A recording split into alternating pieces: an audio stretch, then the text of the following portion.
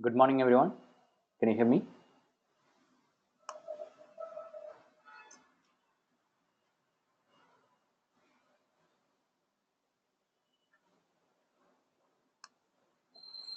Hello, everyone. Can you hear me? Good morning. Hi, Shrutika.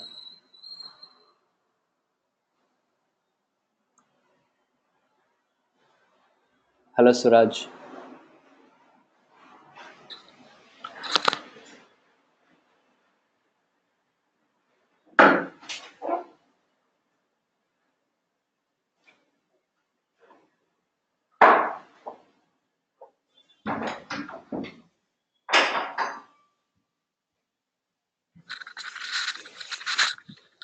Good morning, Akash. Hi, Hemlata. Hi, Nikita. Good morning.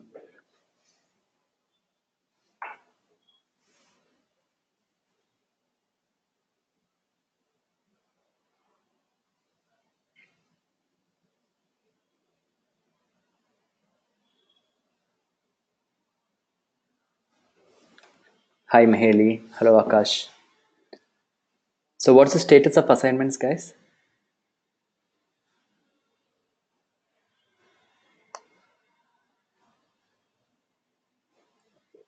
Until week 3, is it clear? Have you guys caught up with the assignments?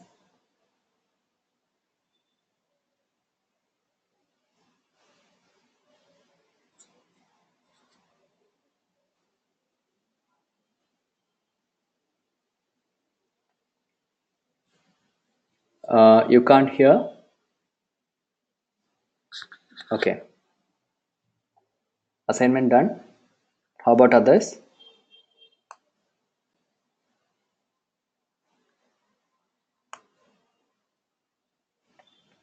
All right.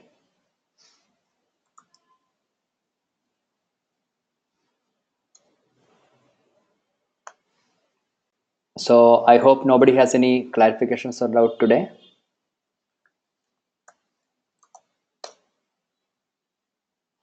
Halfway through second. Okay.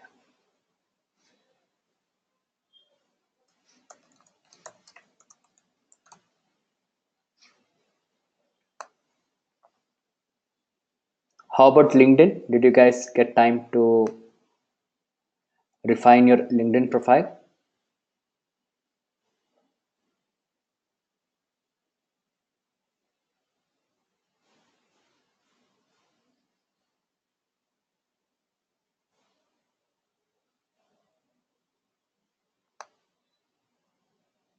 Okay.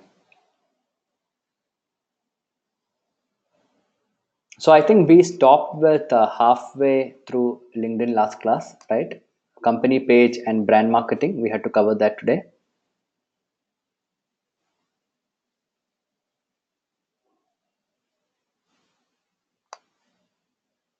So we will be covering that, plus we'll also be covering some part of Instagram and, if time permits, Snapchat.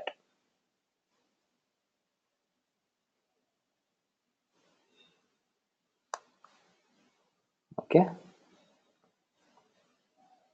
All right. So let's start. Let me just take you to the presentation.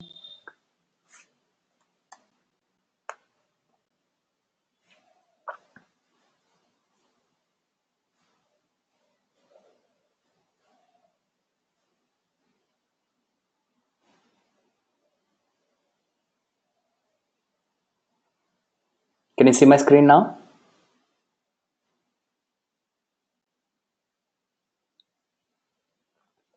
So we are starting with last week we saw personal branding.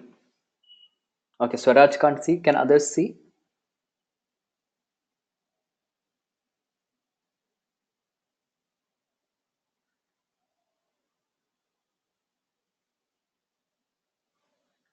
All right. So today we'll be looking at brand marketing for LinkedIn. Brand marketing is basically when you want to use LinkedIn for promoting your company or business enterprise. Okay, not the personal profile. So how do you make a company page? You see this option. If you go to the LinkedIn navigation panel, on that work tab, if you click, you will get a drop down. In that drop down you have an option to create a company page. Has anyone here ever tried to create a company page?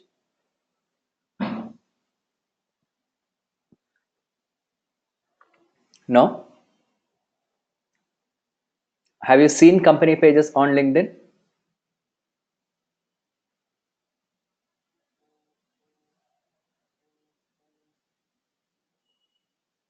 How do they look? What do they contain?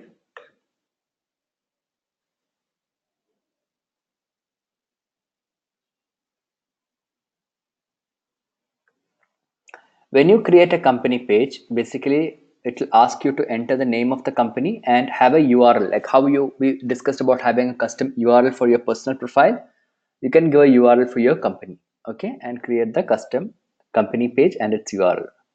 This is a example of a company page. What I'm showing, it's a page of IBM. So in the place for a profile picture, you have the company logo, and then you have things like three major sections. One is the overview of the company, then any job vacancies that are currently open for the company, and the life at the company, meaning the work culture.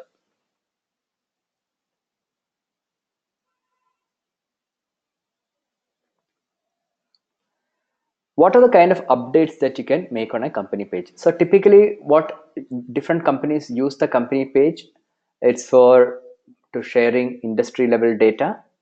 So if you're in a particular industry, you can publish papers or posts regarding trends of what is happening in that industry, right? You can also use that page to promote what kind of a work atmosphere you are having in your company. You could also use the company page for distributing the blog articles of the official blog of the company. So if you have an official blog, the company page can be a medium through which it is distributed. And very often companies also post inspirational quotes. Sometimes you can also do case studies based on your projects or clients, and then publish case studies or some projects that you've done by a company on this page. And of course, a critical component is also showcasing of customer testimonials or success stories. So imagine if all of you have created a Facebook page for some kind of a business, right? A hypothetical, or maybe your own. Now just take a minute, and I want you to think of five kind of updates you would create on LinkedIn for a company page for that company. All of you have done the assignments, right? So in assignment, you were asked to take up a business proposal. So like an online booking shop or something. Imagine that you are going to create a company page for that on LinkedIn. If so, what will be the kind of content you will create? What categories of content will you post updates on the company page of LinkedIn? Take a minute. When you're posting, just mention, like for example, let's say Shrutika, if you're having a food blog, first mention what it is that you're having, the business, and then mention the five categories of content updates you will post on LinkedIn. Because does LinkedIn admin also validate the company page? Else what checks and balances and ways? No, they don't validate. You mean somebody from the LinkedIn team, whether the company page is real or not?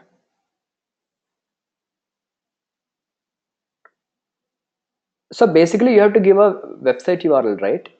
Typically, a page is not simply what to say. First of all, if I am going to create a company page for what to say, mm, Ernest and Young, for example, okay, or Reliance Industries, yeah, taking your example. Earlier, there was a requirement that this is before some updates happened. The email ID with which you create the company page should have at the rate whatever domain you are having. Okay, so I think last year LinkedIn removed that requirement. So even if you don't have that kind of an email ID, you can create a company page. But then typically what will happen if you create a fake page like that, it will invite a lot of legal hassles, especially if it's a non-company. And of course, most major companies would already have a page. So they would have been authenticated. So if there's already a page existing with one name, you can't create a duplicate page with that name. So now take a minute and then do this and then post in the group chat.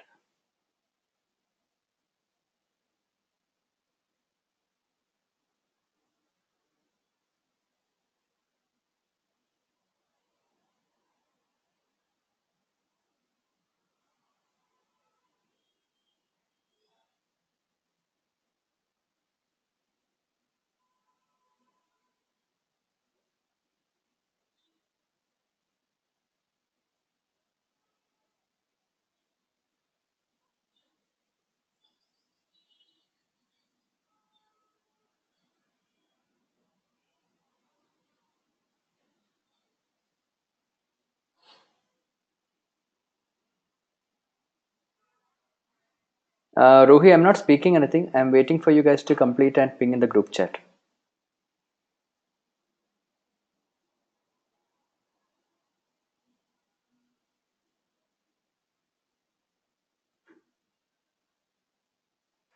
Okay, Neha, what is it? Emotional content. No, so first you have to say what was the business about, what you thought about. That's what I said, no? If you're having a food blog, you first mentioned that is the product or service for which the company exists, and then the categories.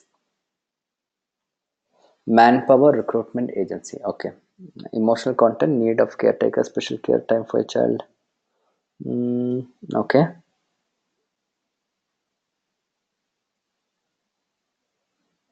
Anyone else?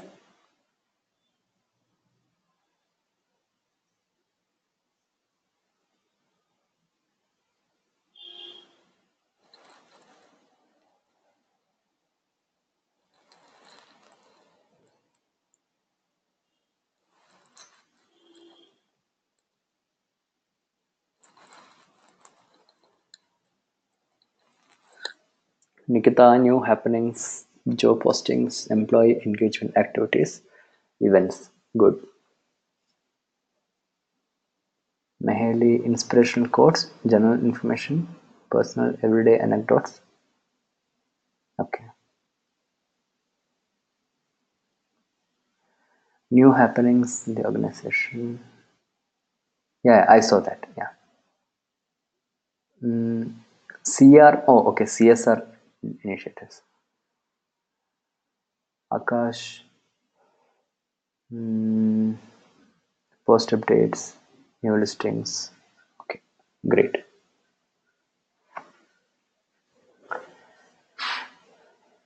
All right. So I think all of you got a sense of this.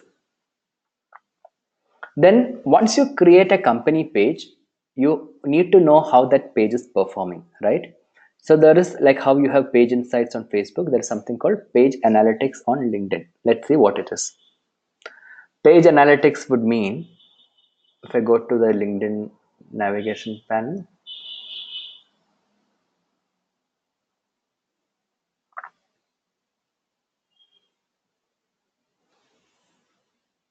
okay, this is a Yogashala page. It's not very active, so you don't see much of analytics over here, but I'll still show you. There is a tab called analytics where I can see analytics related to visitors, related to updates, and related to followers. If I go to visitors,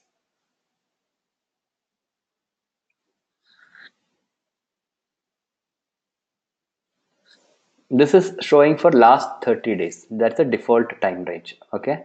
So last 30 days, what is showing? Page view 1, unique visitors 1. Okay. If I want to change the date range, let's say last 12 months,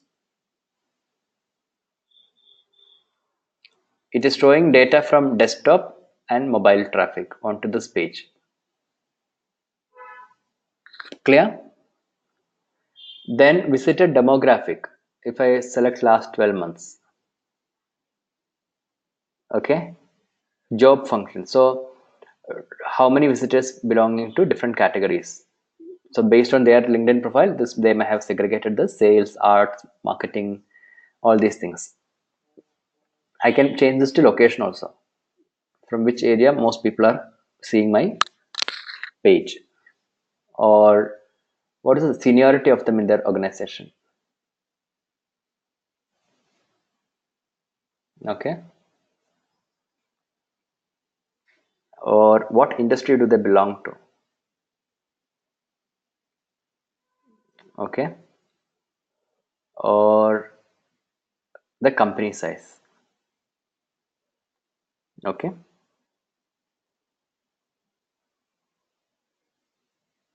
Because I showed you, no, analytics from the company page. I first went to the company page. In my company page, I will be able to see the analytics tab. So you have to have a company page first. So I clicked on my profile. Screen. What screen are you seeing now, guys? Are you seeing my profile with a drop down? Yeah, so screen is not frozen. It was the same screen. I was just changing the tab. So the graph was changing, if you noticed. Okay. I will repeat one more time. So I clicked on my profile. Under this drop down, I have a manage section. In the manage section, there are two company pages that I manage. So I went to Yogashala. When I went to Yogashala, they have the page, I have the content suggestion, I have analytics and activity. In analytics, I told you if I click on analytics, I can see three categories of analytics data. One is relating to visitors, one is relating to updates, and one is relating to followers. Is that clear? Any doubt till here?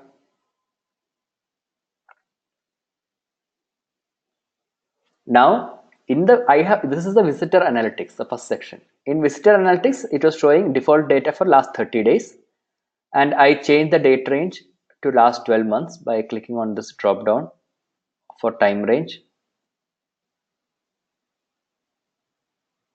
Yeah, so I selected last 12 months over here. Because can you tell me what are you seeing on the screen right now?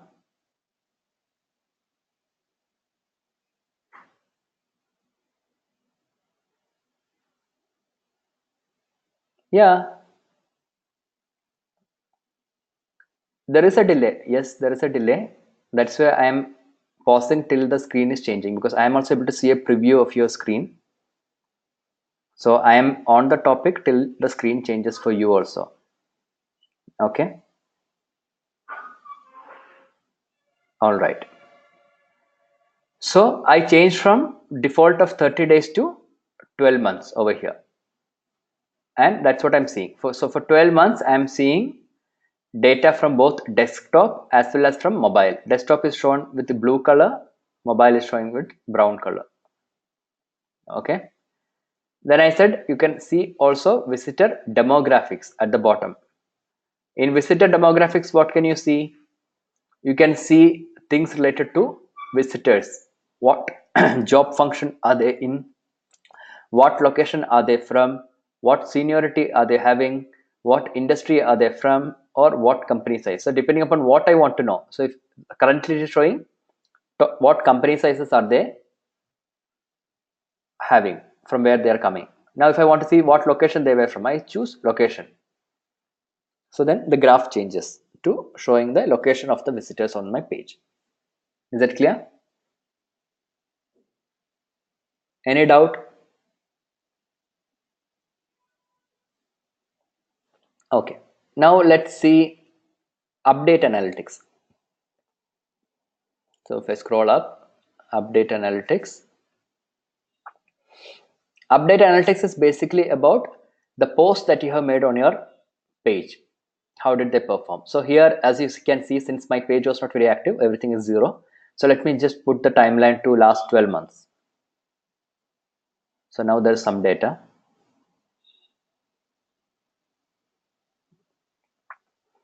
So what you're seeing over here is the number of impressions over the last 1 year. Since I did not promote anything by paid means, the sponsored line is missing. All that you're seeing is the organic reach. Okay. Now I can also make it into clicks, how many clicks I may have got.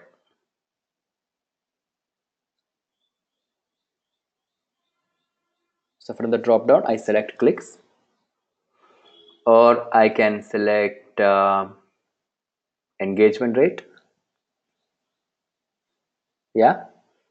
So depending upon what you want to see about your update, whether you want to see impression about unique impression, clicks, likes, comments, shares, engagement rate, you can choose whatever metric you want over here. Okay. So two things posted. It is showing over here at the bottom of the page what date the post was published and how many impressions I got, how many clicks I got. Okay. Is this analytics only available for company page? Yes. There is no individual page because there is only individual profile and a company page.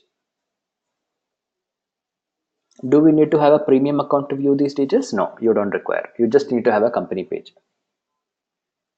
I don't have a premium account. Okay. Now let us see followers analytics. Followers analytics shows if your page has followers, data about that. So this page has the followers of eight followers. Now in the last 30 days, no change in that. Let me try to expand the date range again here, last 12 months. So I can see when the new followers, the trend in new followers, I can see over here when I change the date range.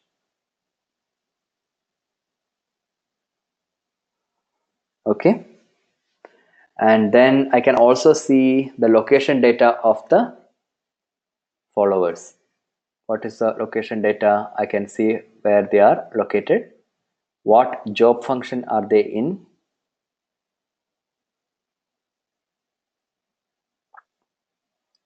What seniority do they have? The same thing as earlier. What industry do they belong to? Or what company sizes? Okay. So simple metrics, not very in depth, but it helps you understand from what kind of companies people are visiting you, from what kind of positions do they hold, people who are followers of your page. Accordingly, you can decide on fine tuning the content of your page. Okay. So visitors, updates, and followers. These are the three kinds of analytics data that you can see. What is the difference between a visitor and a follower? I might visit a page, but I may not follow it, right?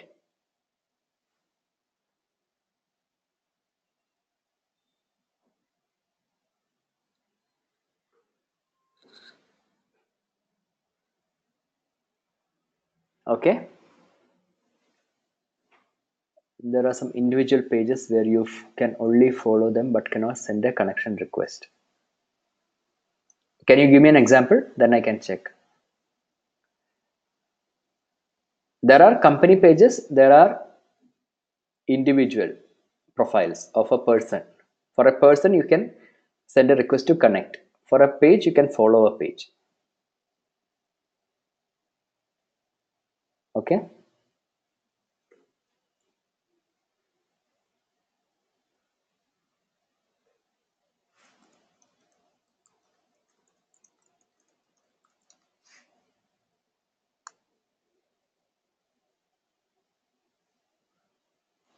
So if you have any specific page in mind, Vikas, please share the link. I can check and tell you. Okay. So moving on.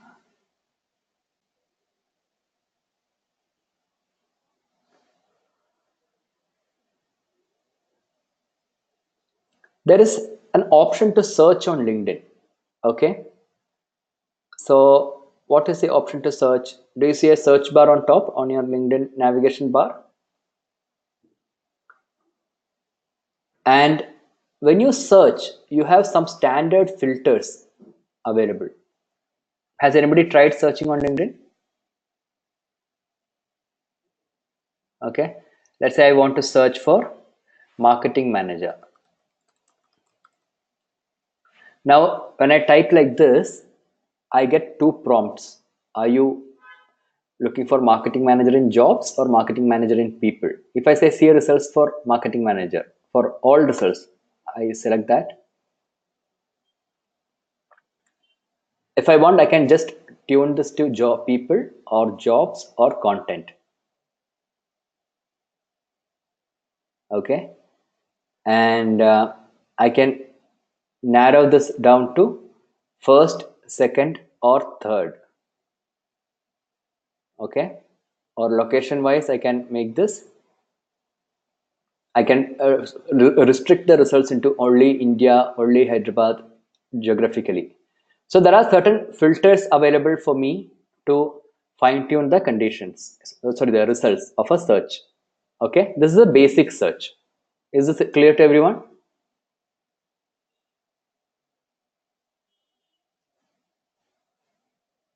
Okay, Indra Nui's page, let me just see.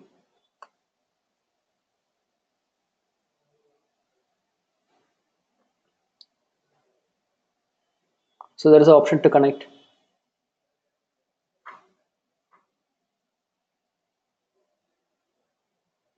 Yeah,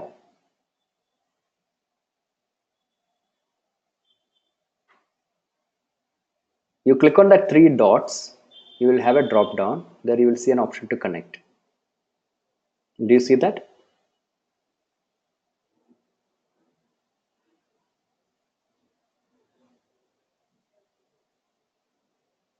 All right. Um, yeah. So this is a basic search result. Okay. Now, if I click on all filter, it will show me all the different filters that I have. I can first degree connection means, let's say I am connected to Vikas on LinkedIn. Vikas will become my first degree connection. Let's say Vikas is connected to Shubhang, but I am not connected to Shubhang. So Shubhang is my second degree connection, meaning there is one person common that we are connected to. Third degree connection means, let's say Vanita is connected to Shubhang. So Vanita will become my third degree connection because I am connected to Vikas, Vikas to Shubhang, Shubhang to Vanita. So there are two people, intermediaries between the person. So you can filter the results based on that also, or by location, by what company they are currently working in as per the profile, past companies, industries, schools. So if you notice, everything on this is very premium, professional kind of filters, right? It's not like a Facebook filter or anything where you will be able to also maybe filter by their interests and things like that. Yes, Maheli.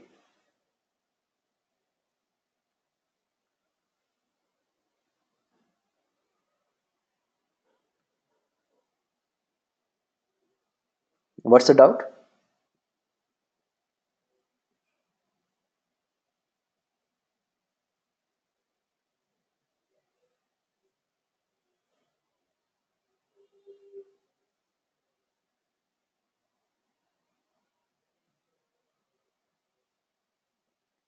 If I want to clarify an issue with a professional acquaintance, okay,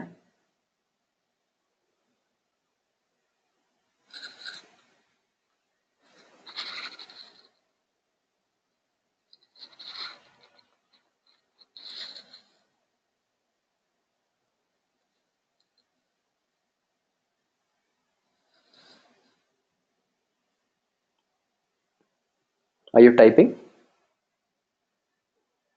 Is it wise to message him on LinkedIn or Twitter? Ask for his personal contact. Clarify an issue with a person, so you have to ask him, right? For his personal contact means? Okay, you mean contact information like a phone number or email and things like that.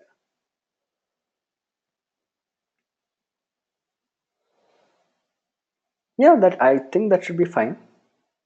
You can. The thing is, so this is somebody who you are already connected to the platform, on the platform. Huh. So what happens is, on LinkedIn, you might not be able to send a direct message to a person who is not connected to you. Okay, which is why sometimes this premium plans help you, that we are coming in the next slide. When you have a premium plan, you have the option to send a private message to a person who is not already connected to you on LinkedIn. So if you want, so mainly people who want collaborations or things like that, they use that feature to reach out and send a private message to people saying that I'm so and so, this is why I'm messaging, and could we have this discussion. So then they may or may not respond. But otherwise, on LinkedIn, it is difficult to send a direct message if you're not connected. Okay. Otherwise, you'll be having a lot of spam, no? Imagine. So this is the basic filters available. If you want more filters, like if you're having a sales team or a hiring plan, you want to generate leads, so you want to reach out to people who are not on your list, you have to activate the premium plan. What will you get in premium plan? We'll see. You get features for advanced search on. Yeah, so this is what I was showing you now. One second, let the screen change. Yeah, this is what I was showing you on the navigation panel. If you have a premium plan, it will help you get additional filters, like you can filter people based on how much of work experience they have had, what functions they were in, their seniority level, when did they join a company. So more nuanced filters. And when you want to opt for a premium plan, there are 4 plans that are available on LinkedIn. One is career plan, which is basically if you're using this platform primarily to look out for new job opportunities, okay, to get in touch with HR people and all that, you can select it. Relating to sales and business, you have 2 plans. One, to expand your network and to promote your business, you have the business plan. Or if you're in a sales job and you want to use this platform to get new leads or people to as your potential clients, you can use the sales plan. Or if you're in HR and you want to look out for new talent acquisition and hire people, you can use the hiring plan. Is this clear? Has anyone here ever used a premium plan on LinkedIn?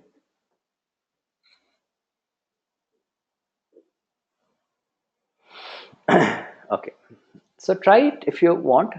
Maybe initially most people get a message saying you have some 1 month free plan and all. Just for the sake of it, just try it out and see if it's useful. Shrutika, in the company page, we have 2 options: follow and connect. Company pages, you have the option to follow a company page.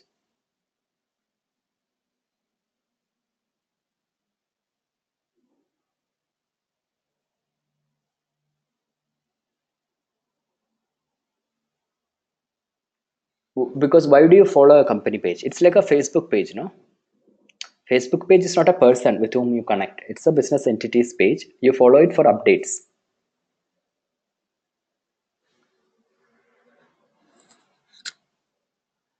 Okay. So if you're opting for the sales plan, you get something called Sales Navigator, which you can use. Sales Navigator is primarily to help you get 20 in-mail message. In-mail means it's a term that LinkedIn uses for private message or direct message that you can send. So all of you have a message section on your LinkedIn navigation panel where you can message someone privately. Sometimes if you look at that list, you will see there are certain messages coming from people who are not connected to you on LinkedIn. Have you noticed that? That is because they may have these plans. So they have that ability to send a few number of messages to prospective clients. So sometimes you might get such messages for a new job opportunity or things like that. Also, this is a paid plan. Premium means paid, correct. Then you can also see how many people viewed your profile in the last 90 days. That is not possible if you have a free plan. Only you can see only, I think, 2 or 3 profiles. You can browse unlimited number of profiles if you have a premium plan, up to third degree connections. And you will get sales insights like leads and job changes and company growth, those kind of data of the profiles that are in LinkedIn. And you will get recommendations for leads. You are having the ability to save leads as in some profiles which you think might be good to follow up on later. There is also a Chrome extension, the thing you can install on your Google Chrome if you're using that as your browser. It's called the Sales Navigator Lite. You can check it out. If you have that on your Chrome browser, when you are having a conversation with somebody on email in your Gmail account, on the right hand side you will see a LinkedIn summary of that person's LinkedIn profile. Okay, so that also is a useful feature. This is the LinkedIn Sales Navigator. That's the name of the extension, Chrome extension that you have. It's free. Am I clear? Any doubts about LinkedIn Premium or Advanced Search?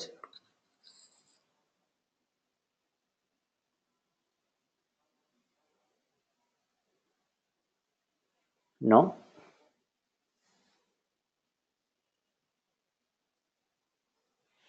All right. Now we come to the ad platform of LinkedIn. LinkedIn also has an ad platform. Okay. What is it used for? Primarily, LinkedIn ad platform consists of five different types of ads. Have you noticed advertisements, ads on LinkedIn? Even if we don't go for a premium plan, will it impact our business? Depends how your business is currently doing on LinkedIn, as well as what objective you want to further by using a premium plan. Let's say you want to hire somebody, Shrutika, okay, and you posted it as a post on LinkedIn company page, you got good response, no need, but you've been trying through, let's say, naukri.com, somewhere else, and all these things, but you're not finding the right people. Maybe it might make sense to maybe try it out the hiring plan for 1 or 2 months and see if that's helping you. We pay when we have a specific requirement, right?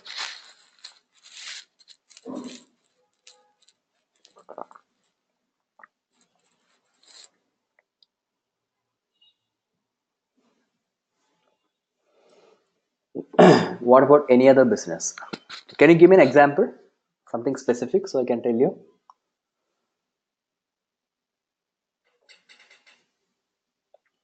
We saw what is the premium plan for, right?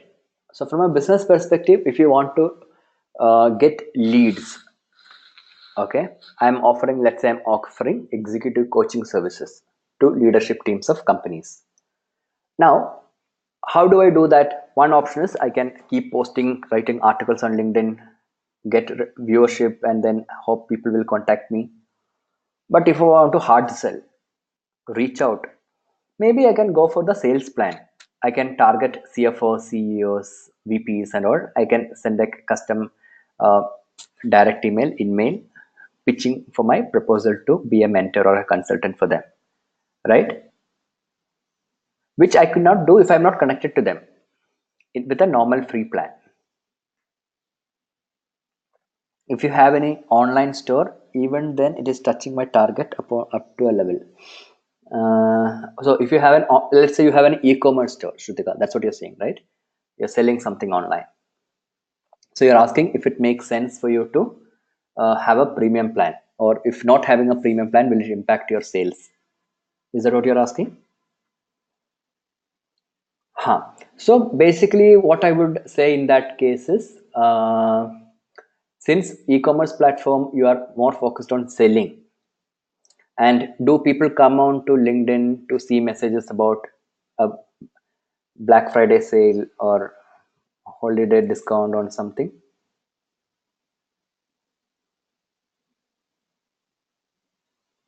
What is the audience mentality on LinkedIn?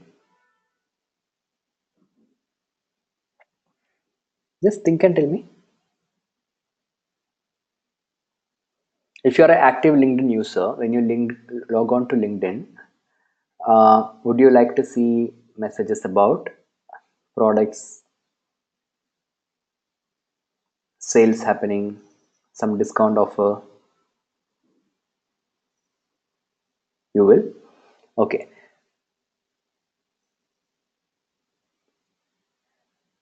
You do offer. Okay. I haven't seen much of those kind of content, Shrutika. Okay. But what I would say is, what kind of product are you having online store?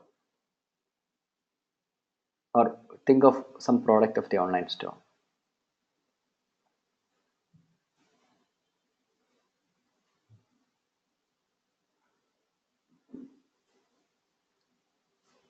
I will give you an example. Let's say now New Year happened. So let's say you are having a company like Chumbak, which has a lot of stationery products.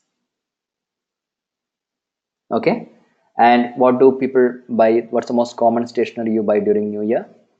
People buy the diaries, executive diaries, and stuff like that. So maybe if you can target professionals on LinkedIn, for that particular product at that time of the year, it may be relevant. But overall, apart from that, mostly having product sale things, that kind of messaging on LinkedIn is not very desirable, because people are more here for collaboration, networking, and things like that, or even B2B. If you're having a B2B sale proposal, that will still work better, where you are dealing with other companies than with a B2C, business to customer kind of a. Okay, that's my opinion on it. Does that make it clear?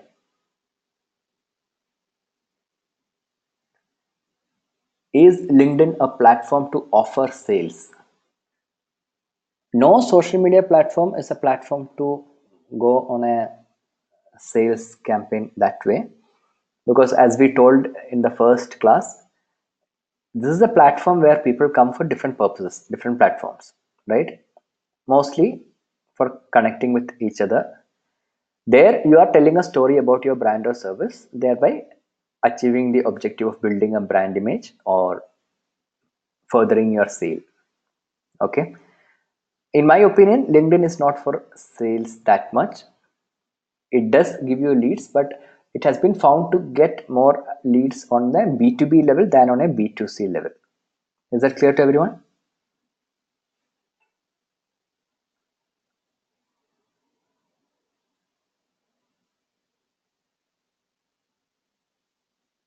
Okay, yeah. So there are text ads on LinkedIn which are coming up on top as a single line ad text. Then there are sponsored updates. Sponsored updates means like the post that you see on the LinkedIn homepage. Sometimes you will see an entire post which is an ad, promoted post. Then you have sponsored email, which is what I was telling you earlier. You get in your inbox in the LinkedIn message box. Then you have premium display advertising, and you have dynamic ads. Dynamic ads are basically those kind of ads. I don't know, maybe you have seen this. Sometimes it's very common these days on when you go to LinkedIn and log in on the home page on the right hand side, there are certain ads where the ad image will have your profile picture and something else. Have you noticed that?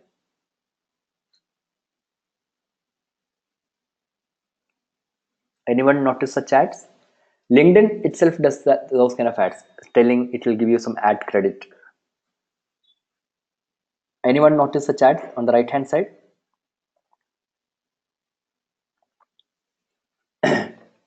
Those are dynamic ads, because I will see my picture, you will see your picture. How does it happen? Dynamically, it is inserting the profile picture of the person concerned, right? Those are dynamic ads. What you can create is text ads, sponsored updates, sponsored email, and even premium display, I think. Let's see. We'll go to so that platform where you can create the LinkedIn ads, that LinkedIn ads platform is called self-service ad platform. Of course, you can do it on your own. So here, where are you seeing? On top, you see a text ad in highlight. Unilever one is a sponsored update. It's coming up in the update section. What you're seeing on the right hand side is a premium display ad. Okay. I hope this is clear.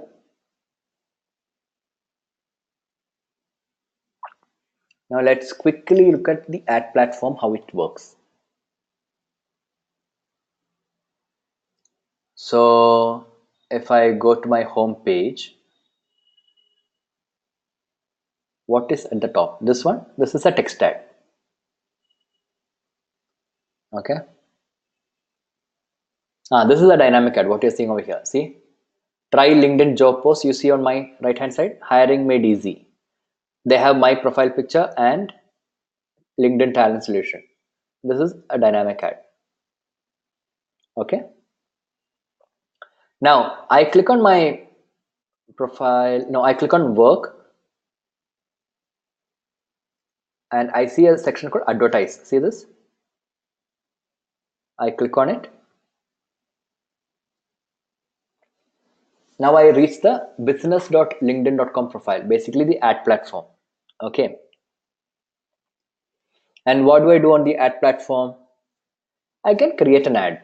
So I click on create ad.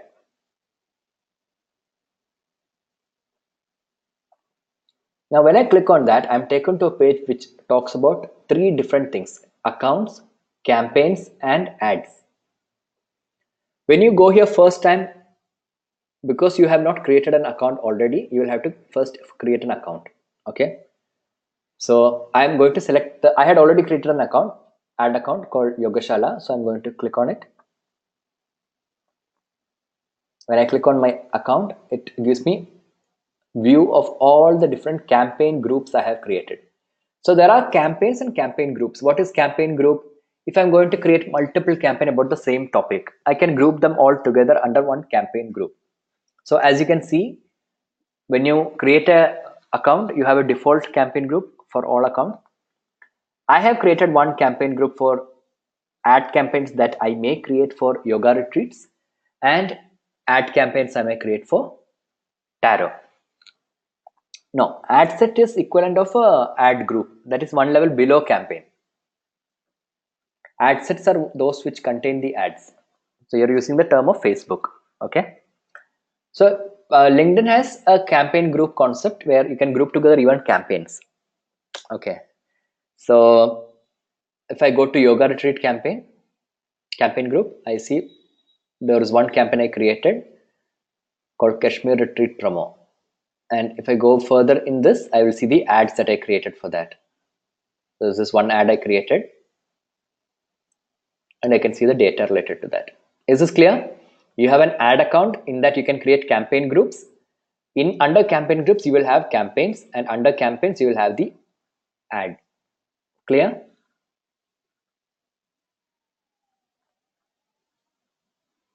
Any doubt?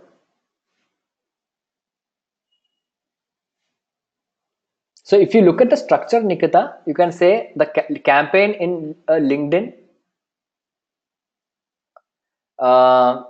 since the ad is under that, you can say equivalent to an ad set or something, but better not to confuse. Just see it as it is in this platform. Okay. Now, if I want to create a new campaign, create campaign. So it's saying I have to enter my billing details. So the campaign won't be active. That's okay. Now, this is on the left hand side. You can see the different stages in a campaign creation. First, you have to set the objective, then define an audience, select what ad format I want, where to place the ad, what budget to spend, and conversion tracking if it's relevant. So what is the objective? There are three categories of objectives: building brand awareness, website visit, or conversion, getting leads. Let's say I want brand consideration stage. Okay, I want people not just to see my ad, I want them to go to my website. I'll say website visit. Okay, now what's here? I have selected the objective. Now is the audience. So I have to define who will see my ad. So what is here? Somebody whose permanent location is somewhere or recent or permanent. So if I say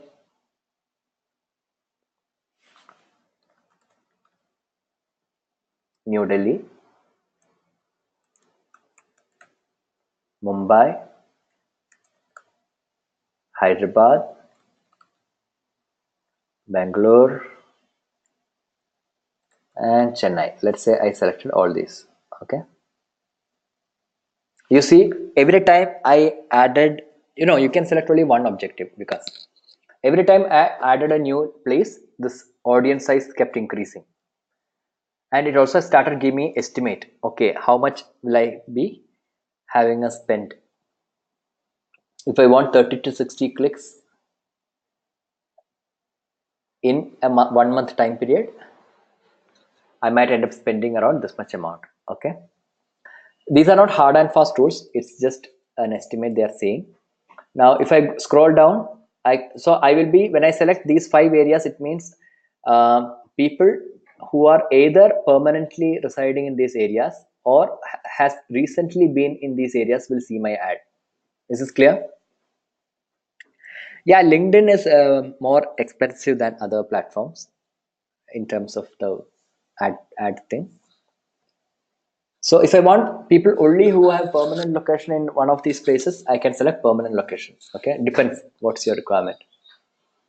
If I want to add a new targeting criteria, what new targeting criteria? I can add demographic targeting, meaning if I want people only of a particular age. So let's say I want people only between uh, 25 to 54. So this has come down. See, now I want to add another demographic targeting. What is another demographic targeting? Member gender. So if I have a product or a service where I want to target only female or male, I'll select this. Okay. So currently that's not required, or I can target by company they are in.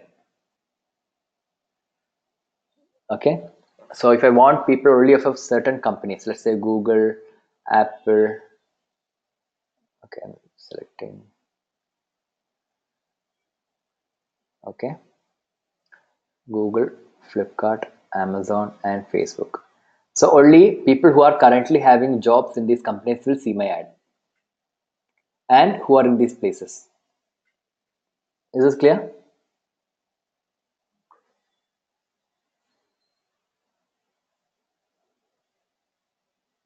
Now, if I want another filter, or if you want to hire let's say you want to hire an ex-Googler, you can say past jobs and put Google.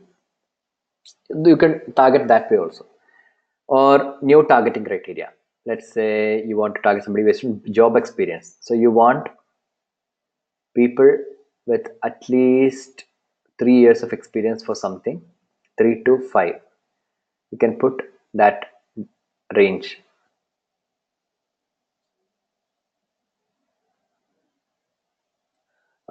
It says 25,000 audience size. Where before this 11,400. So audience size and impression does not have any direct correlation, because impression only means how many times your ad or content may get viewed. Okay, it is not dependent upon the number of people. Audience size means specific number of people.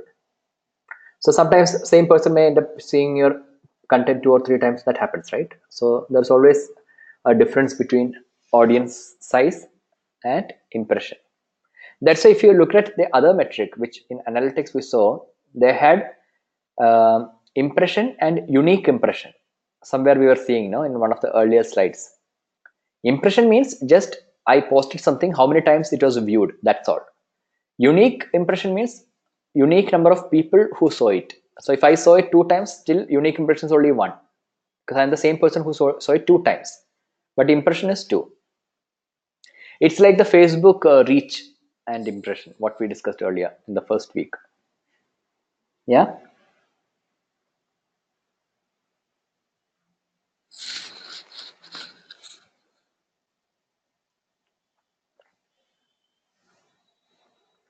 And if you want to exclude some people, that also can be done. Okay. So once I save this,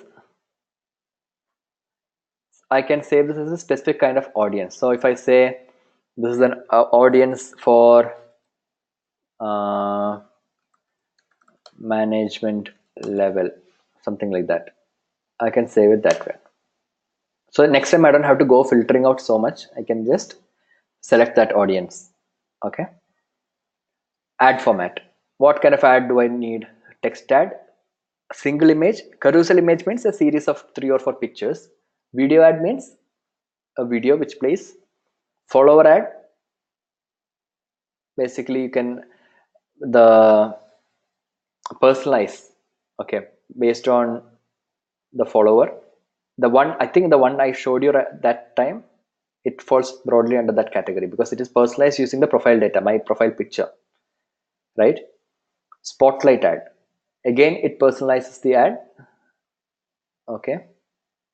Job ad, basically if you want to create a job vacancy and promote it. Message ad, this is the in-mail.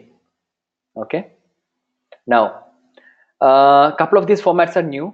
It was not part of the presentation. Okay. For example, job ad, it was not given as a category earlier. Now if I want a text ad, which is the single line on top, I will select this. If I want a single image, I will select this. So let's say if I select text ad,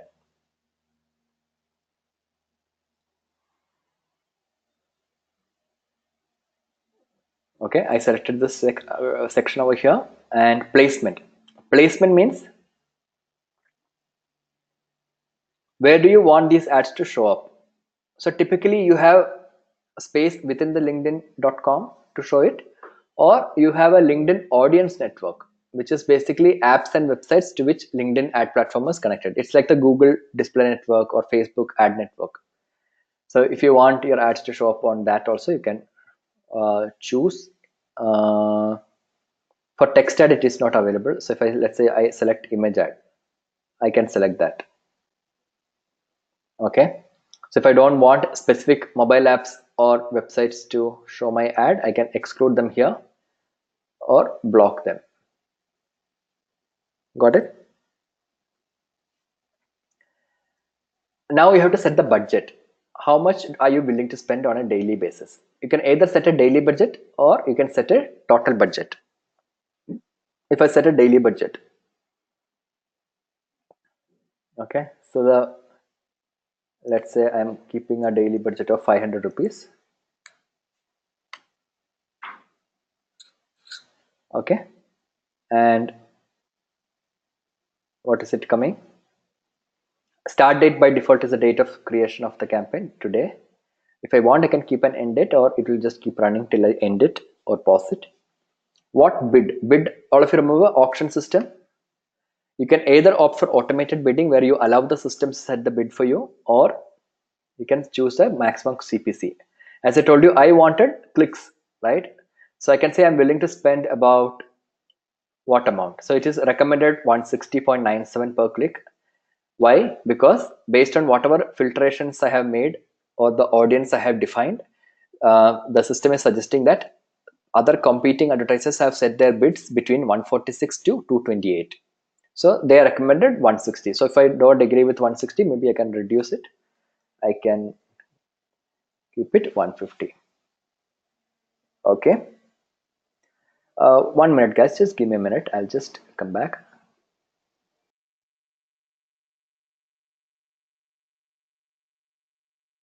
Yeah. So what I was saying was, you can reduce the bid amount. You don't necessarily have to agree to the recommended bid given by the system. Is that clear? Then conversion tracking is basically an option that you can choose if your objective. I am not requiring to use it now because my objective was to get traffic to website, meaning click on my ad. This is basically if you want people to visit the website and take some action, like what Shrutika was telling earlier. If you want them to buy something on your site, you want data relating to that to come to you, right? So you have to set up conversion tracking. So then in that case, you have to click on add conversion. So if you click on add conversion, it will open up something like this, asking you give a name for your conversion. So let's say it's a sales. Okay. And once the people complete the sale, let's say you have a page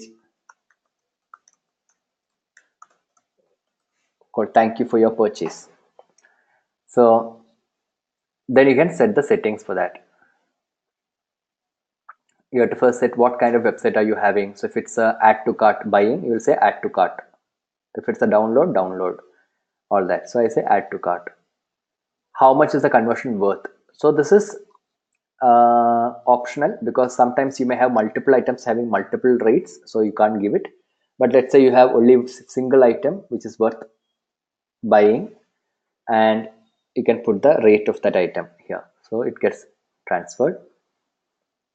Conversion window means after somebody clicks on your ad, till what date you have to keep a tab on them. So if I click on an ad today, I may not buy it today, right? I might visit your website, I may come back and buy next week. So if I have a 30-day window over here, click window, it means after somebody click on my ad, within the next 30 days, whenever they come to the website, provided they don't clear their cache and cookies, system will be able to track them and attribute that conversion or sale to this click. So you'll get a very realistic idea of how much the ad helped you. Is this clear?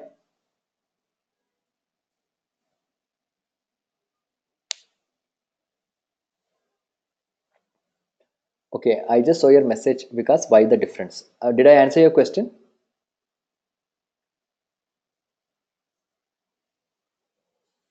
Okay.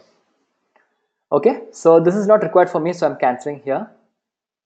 I say save and next. So they are giving a caveat over here. Once you have selected an objective and an ad format, that cannot be changed once you save it. Okay, I save it. Okay. Okay, now it is asking, I can either create a completely new ad or I can browse existing content. So if I say I want to create a new ad, it will say, okay, give a name to this ad. So let's say I'm going to create an ad for yoga retreat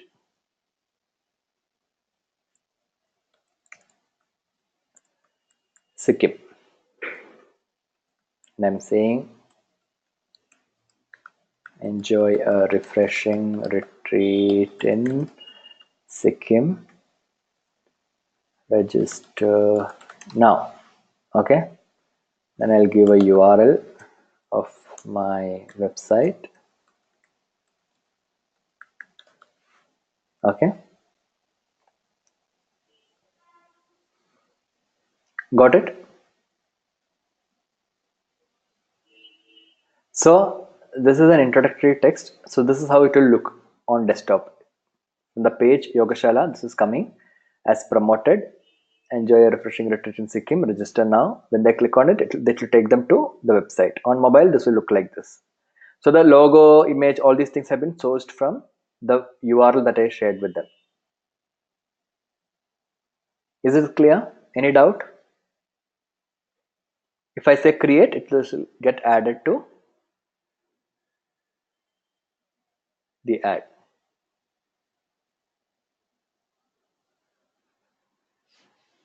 Done? Now this is not active. It is immediately giving me a message billing information in there because I removed my billing information. Okay, so once I update my billing information, credit card details, this can go live. Similar way, I can keep creating new ads, or if I want, I can browse existing content, meaning whatever I have posted previously. If I want to promote one of that, so then let's say um, there was a blog article I wrote. If I want to promote that, I can select that and I can just promote it. That's another way. Okay. Yeah. So most of these platforms are more or less same. Just there's a slight variation in terms of what kind of filtering options you have, targeting options you have because of the nature of the platform. Okay. Is LinkedIn part of Google Display Network? No. LinkedIn has LinkedIn Ad Network. Google has Google Display Network. Where is the name of the ad visible? On the headline. I mentioned Yoga Retreat Sikkim, no? That is coming up as the headline of the ad.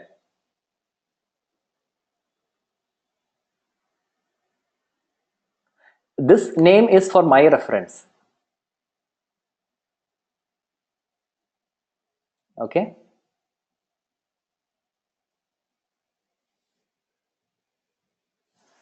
Okay. So review order. So I have to enter my credit card details and then this will go live. Okay. That is LinkedIn ad platform. Is it clear? Pretty simple.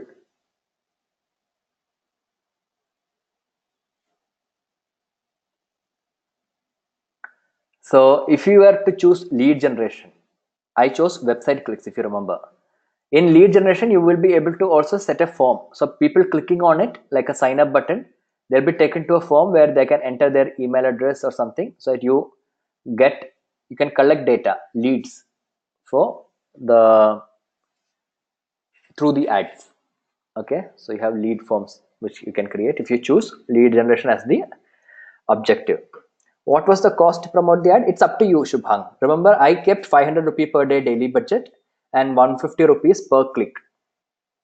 So you can set a daily budget. If you don't know what's the right bid to set, you can keep automated bidding to start with and see what kind of bids are being set by the system and then change it whenever you want.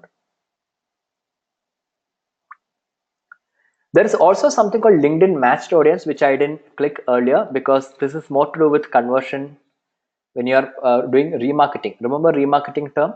When somebody visits your website or somewhere and you have some data, you want to follow them and show them ads which are relevant to them, customized ones, retarget them. That is when you create something called a matched audience. Now what is a matched audience? In the website audience, like right now, how did I define the audience? I defined it by selecting a age, selecting the what to say geographical location, things like that. In matched audience, what happens is you can upload a list. What kind of list? You can upload a list of maybe email IDs, phone numbers, things like that. Okay, so that the people who are who email IDs you have uploaded, okay, those will be retargeted specifically. So here you can see when you upload something, it will first say processing, then it will say how much is the match rate. Okay, how many people it can target using that contact list. So this is why most of the time when you go to a shop and all these days, they ask you for the phone number, email ID, all that, so that they can reach you. Matched audience mainly means retargeting a user who may have shown some interest in your product earlier. Okay, or somebody who may have already become a customer once, things like that. You can upload their information. So this is a option to upload what kind of list you will be able to not visited your profile. These are businesses. So we use ad platform not to promote our profile, right? We use ad platform to promote our business. So if you have a people submitting some interest for some product, okay, on your website, you have that data. You can upload it onto this as a list and then see if there is a matching. Let's say you uploaded 100 emails. If 70 of them matches with some LinkedIn profile here, that's a good match rate, right? 70%. And then you can retarget it to them. So you can create a campaign with matched audience with very specific content, because you know these guys who you have built a list have something in common. Maybe they were interested in one particular product, things like that. Yeah. Have you done your SEM course, Maheli?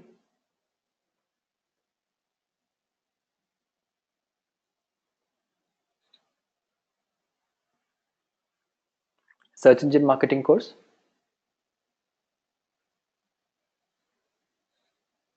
Those of you who have done that or who plan to do, there is a section on remarketing when you discuss Google Display Network. So it's a very similar concept. You can upload a list in remarketing. Usually they use cookies. Same way you can also have options to upload email IDs and phone numbers and create an audience. No, so we make a matched audience. It is just that each platform has their own terminologies. Like for the analytics for Facebook pages, page insight. For LinkedIn is LinkedIn analytics. But effectively, essentially, it's the same thing, right? So when you do SEM, this will become even more clear. Okay, right. So that completes our LinkedIn. What did we learn? We learned so much. Introduction, how to use it for personal branding, how to use it for brand marketing, and page analytics. We saw LinkedIn Premium and LinkedIn Ads. Is this clear?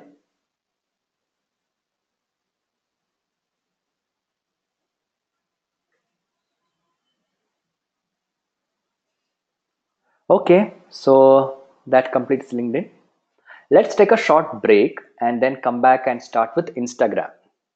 All of you have an Instagram account. I hope you are all users of Instagram.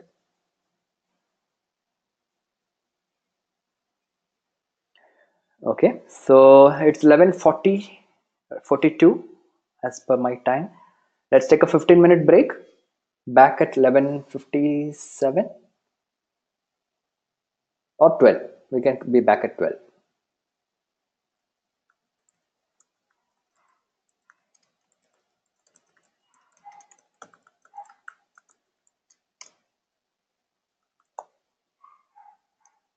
Okay. Can you hear me?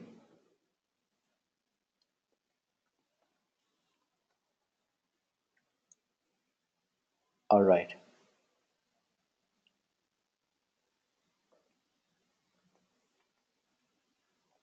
So we are starting with Instagram marketing now.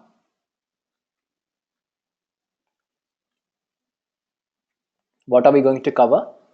We'll be covering some insights into the Instagram audience in India, why is it important for business, how to optimize the profile on Instagram for business purpose, how to craft an Instagram content strategy.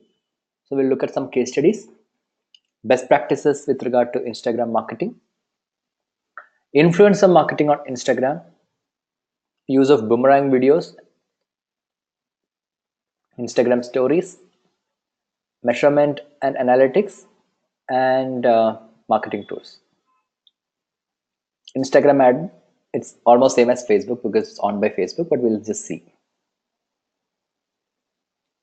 So this is what AC Nielsen study of Instagram audience in India showed.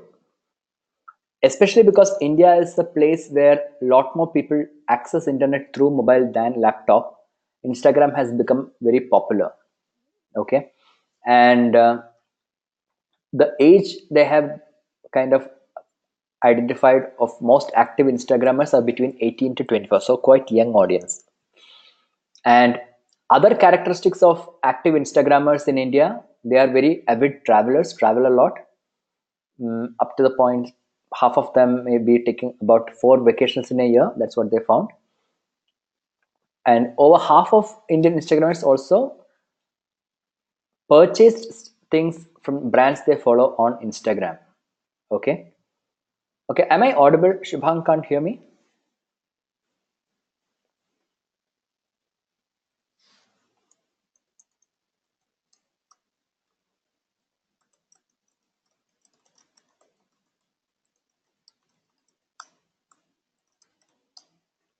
Okay. All right. So the guys just log out and log in if at all there is technical snag. Most of the time it's just that kind of issue. Other interests are music, travel, photography, food, technology. This must be something you know already, right? If you look at what kind of accounts you follow, broadly, you may see content related to most of these: traveling, food, photography, or fashion, stuff like that. So because it's a visual platform, these categories by default, they also have more appeal. So the Indian Instagram audience are comparatively younger, and also they are more premium. Why premium? Because they can also have a good purchase potential, and they might be more keen on also buying, which means if your marketing objective is ROI or sales, it can be very good.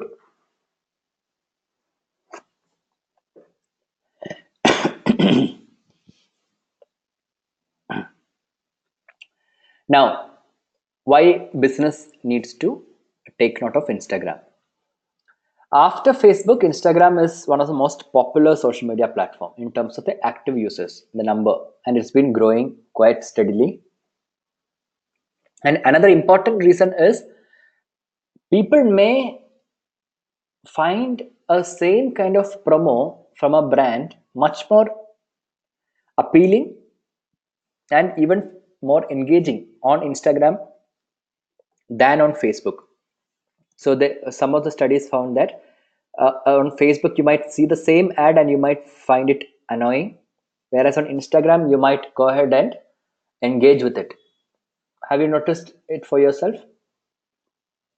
How is your response to your promoted content on Instagram versus on Facebook? Do you feel more inclined to engage with the content on Insta when it comes up in your stories, or let's say on your timeline on Instagram? Yes. Okay. How about others? Okay. Neha says it's because it might be short and quick.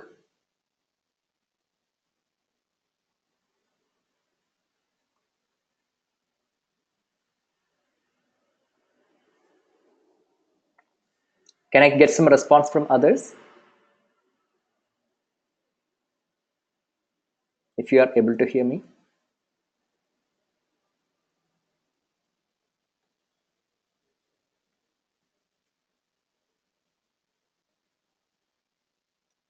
Yeah. No, I was not asking whether you can hear me.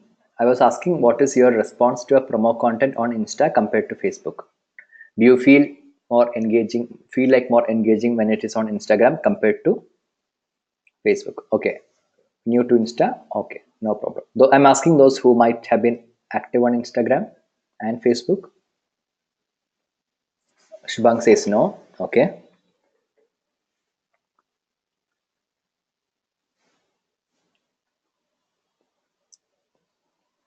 Instagram interface is more less cluttered than Facebook. If you notice, you have picture, you have the write up, right? You don't have too much of a thing like on Facebook. Maybe that could be a reason. There was also a study which was conducted to understand which platform people use most for product research when they compare. And they found that Instagram tops, followed by others are more or less around the same 39-38%, but Instagram around 44% according to Global Web Index. This was in 2015. Okay. So a lot of people follow product comparisons by following accounts on Instagram. That's right, Shrutika. Yes, Rohi. Now, Facebook has A to Z, but Instagram has defined products picked up. Okay, that's right, Neha. Now, coming to marketing on Instagram, choosing your goal. You can have these kind of goals when it comes to promoting a content on Instagram. You can think about creating a community around your goal. You can think of rising brand awareness. You can think about engagement and target audience. You can think about using Instagram to promote products and services to potential customers. And you can also use Instagram for increasing the brand loyalty among your customers, existing customers. Uh, what was the topic? We are discussing Instagram, Shrutika.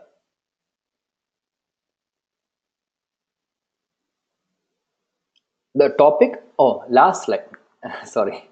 This is about marketing on Instagram. So we were saying before you decide to create a marketing plan, you need to choose your goal for marketing. So what is your marketing goal? These are the possibilities. Okay. Now, first thing is you need to optimize your Instagram profile. So anybody here who does not have an Instagram profile right now? Who does not have?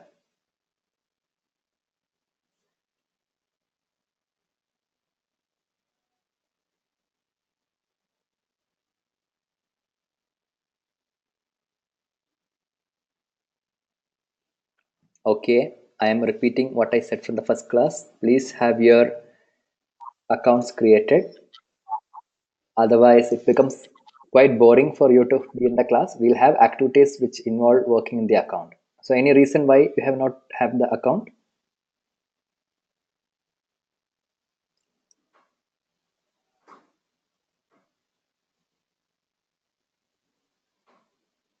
1 minute, guys.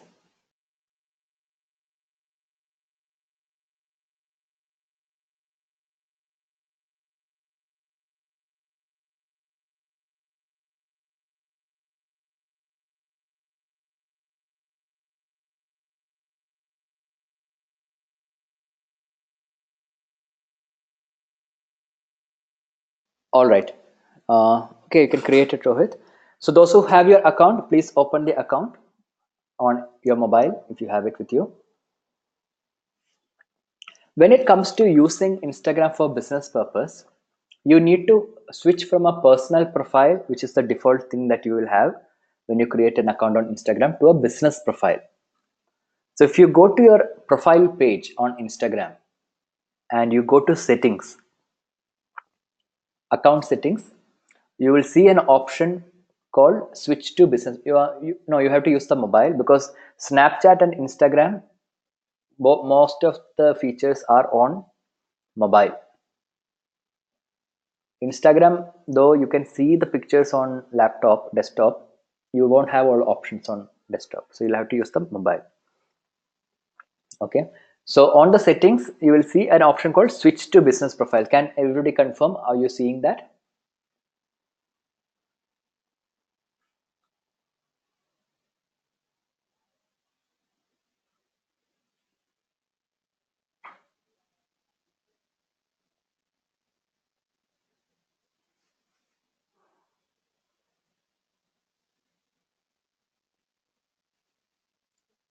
Okay.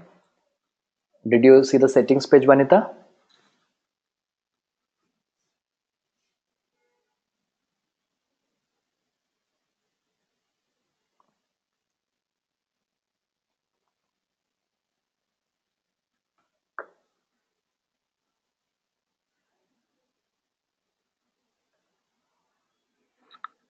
Got it?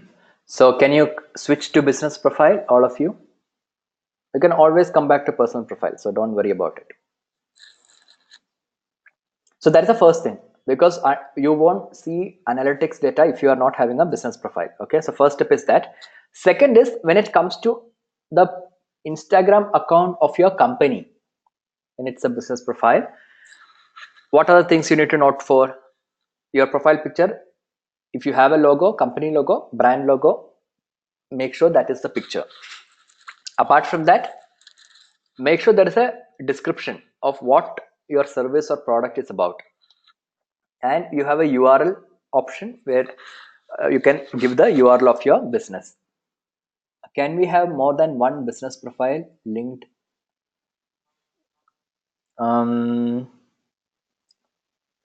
Linked means what? I didn't understand. If you can always create multiple Instagram accounts profiles, that is there, but I didn't understand the linked part of your question, Neha. With one Instagram account, can you create multiple business profile? No, not like that. You create an Instagram account, you convert it to a business profile. Okay.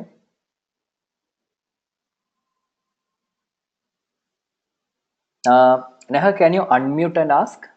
I think I'm not getting the question.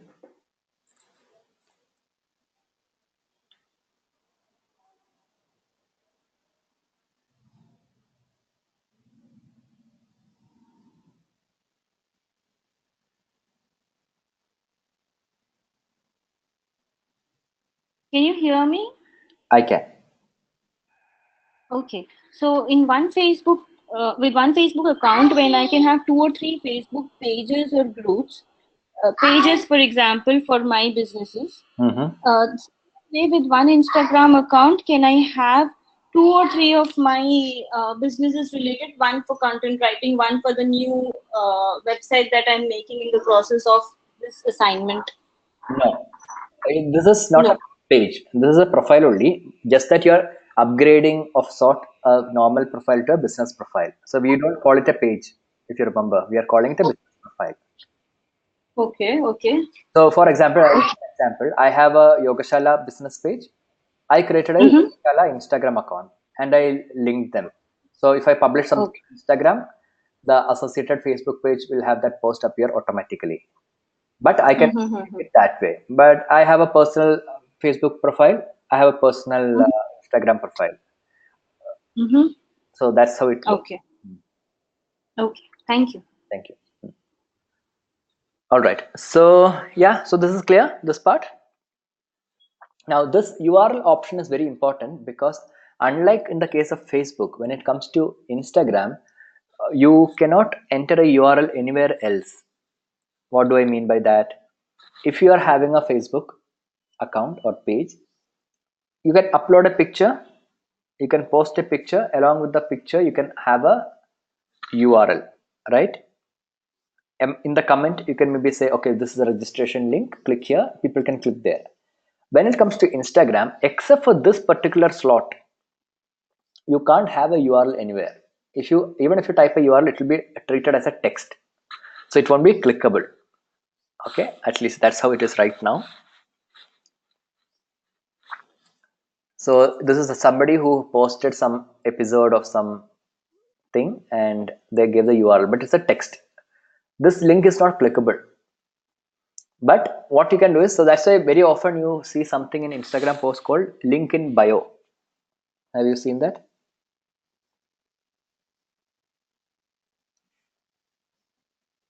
So that's because, so for, if you go to my profile Instagram right now, I will have a link in the bio for my upcoming retreat. When that retreat is over, I change the link to whatever else for which I'm having the registration. So when I post something related to the retreat, I'll say registration link in the bio. Yeah. So that's something that Instagram does. Okay. Uh, Now, how do you craft an Instagram strategy? You are not able to find the business profile. That option is under settings. If you go to settings, under the account section, you will have an option switch to business. Unless you already have a business profile, in which case you will say switch to personal.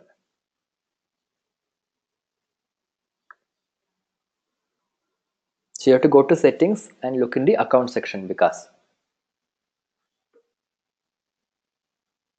did others find it under the account section in settings? All right. Okay, so now my interface is different than, oh, the interface pattern keeps changing depending upon the font model or when the app gets updated, but the section is correct. It's just under the settings under the account.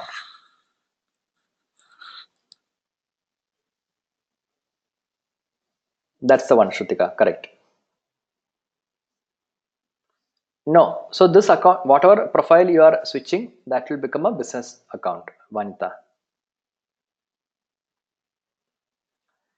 So in business account, basically what happens is, let's say you are having a normal account.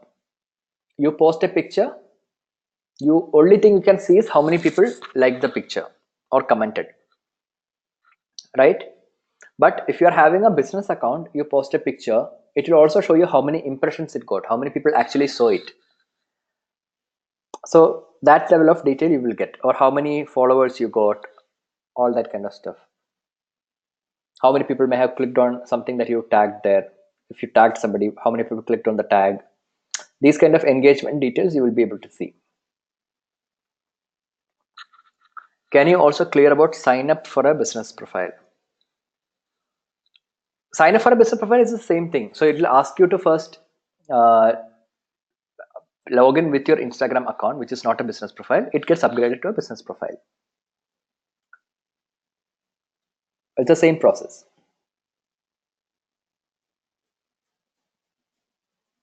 Yeah, yeah. So you can't straight away create a business profile. You have a Instagram account which which will be made into a business profile. You can always switch it to a personal profile also. At a time, a account or a profile can either be a personal profile or a business profile. It can't be both at the same time.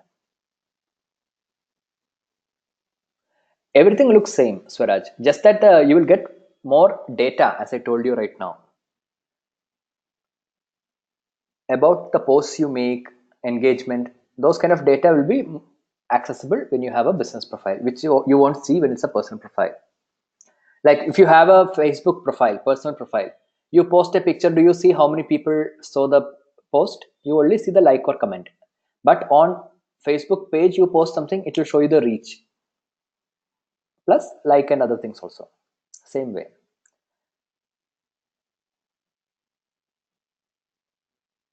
You switch to a business profile, all the pending follow requests were immediately accepted automatically. That could be because when you have a business profile, I think your account needs to be a public account.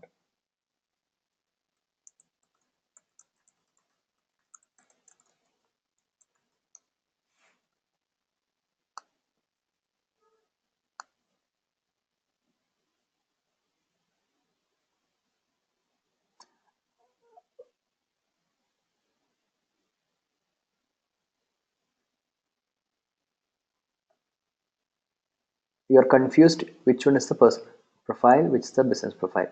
So guys, let me make this one more time clear. Please listen. When you switch to a business profile, nothing in the account or profile changes. Does that make it clear, Swaraj? It will look exactly the same. Only thing that you will see is that when you post something, you will see more data. You will see option to promote a post. All these things will start showing up. So once you start now posting something, you will see data which can be relevant from a business perspective. Okay.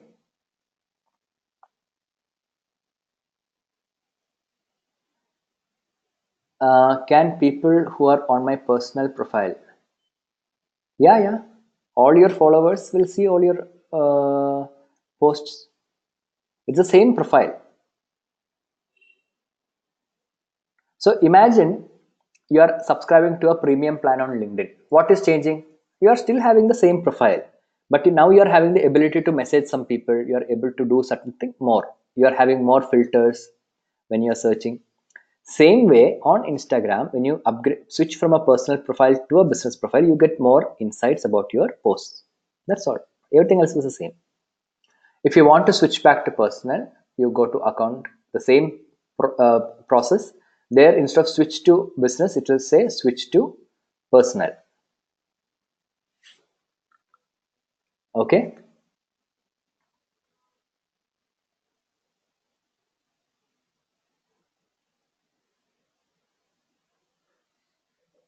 But I don't know whether that will revert your acceptance of the pending request, Disha. That I'm not sure.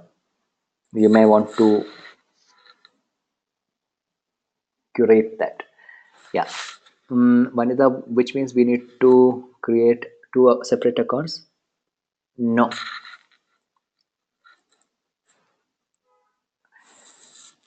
Okay, how do I put this? We are talking about using Instagram from the point of view of marketing. Okay. Now, usually when you do that, you are using the account for a company. Right, Vanita? So the company will have an Instagram account. Now, most of you don't have a company account, but I need to show you how to use a business profile. So I gave you the option. You can go to your personal profile, go to account, you will see the option to switch to a business profile. Now, for me, my personal account on Instagram and the Yogashala account both are business profile. Why? Because even on my personal profile, I post things which can get me leads. So it's important for me. So I have upgraded my personal profile also into a business profile under the category of a coach. So I post stuff about yoga retreats and all that, and I get people who are interested. They respond to me and everything. Okay. For a normal, in a normal condition, you don't necessarily have to switch to a business profile for your personal profile if you don't want to see such data. Okay. But if you want to see such data, you can switch to a business profile. Am I making myself clear? Anyone has any doubt between personal and business profile?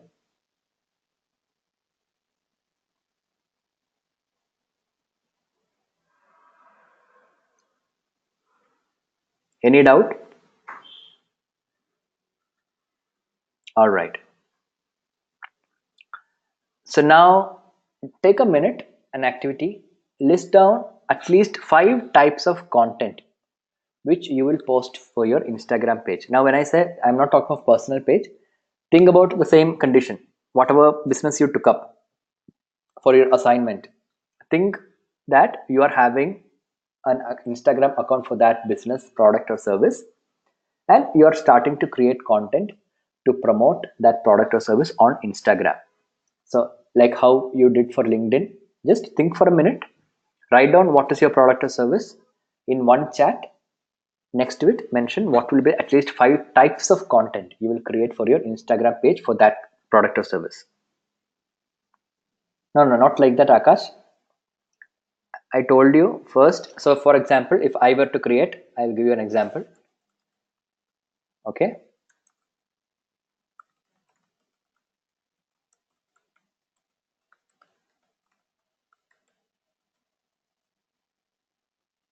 Okay. If I'm having a product or service for yoga, my content may be about yoga classes, updates about it, retreats that I'm going to organize, workshops I'm conducting, some yoga tips, maybe some contests. In this format, take a minute, think about it, and then ping. Okay.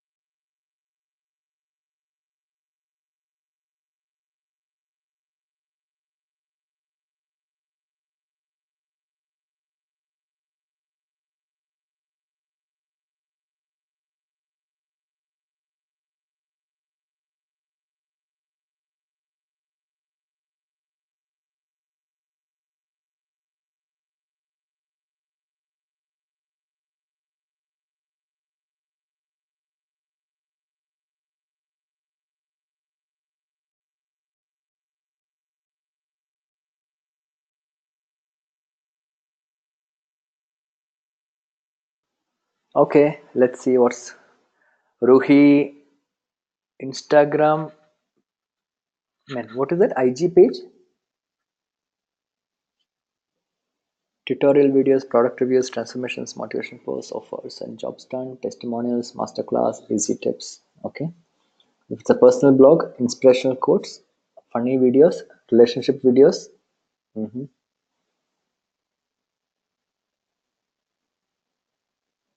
You can also give snippets of the latest blog post, no? And update your profile link with the link to that post. Brand page, new launch, exclusive promo, reviews, tips, upcoming, good. Travel, move your destination, photography, travel blog, creating memories, good. Yeah, I got Instagram. I was asking for what is a product or service. What business were you having in your mind?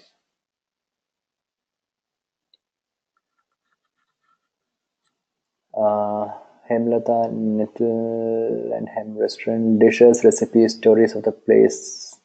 Nice. Events, promos, blogs. Good. Akash, stock market blog, recent blog, tips and new listing companies, upcoming sessions. Okay.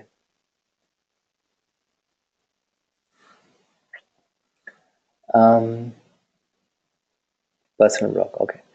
Manpower recruitment profile, short videos, image post, emotionally triggering content. Okay.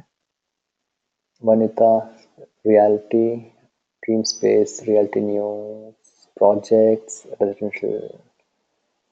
Good. So most of you are quite accurate in terms of Ritika chocolate store. Do you really have a chocolate store or it's your hypothetical business? Content, nutritional value, availability, short promo, and image posts. Okay. Okay. Organic healthcare products, export, import. Can you elaborate on that, Madan?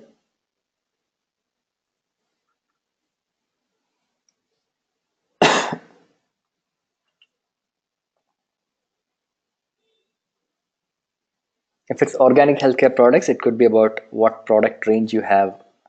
You can give product reviews, client testimonials, certifications, stuff like that.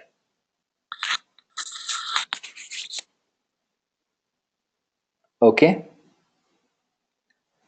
So art, Pratyusha, artwork, popular arts on Insta, types of paintbrush, videos on art with different mediums. Good, that's right. Okay, all right. So let's move on. So what do you post? Some possible themes are educational. You've covered that. Inspirational, motivational. All of you mostly men covered that. Behind the scenes content. I think that is something you could do when you are doing even art or something like what else? Even for reality, maybe if something is getting built, you can have videos on that. Product demos and showcase. Culture focused. Okay, you can have that part of the, maybe if you're having some CSR initiatives and stuff like that, those witty, fun, light-hearted stuff.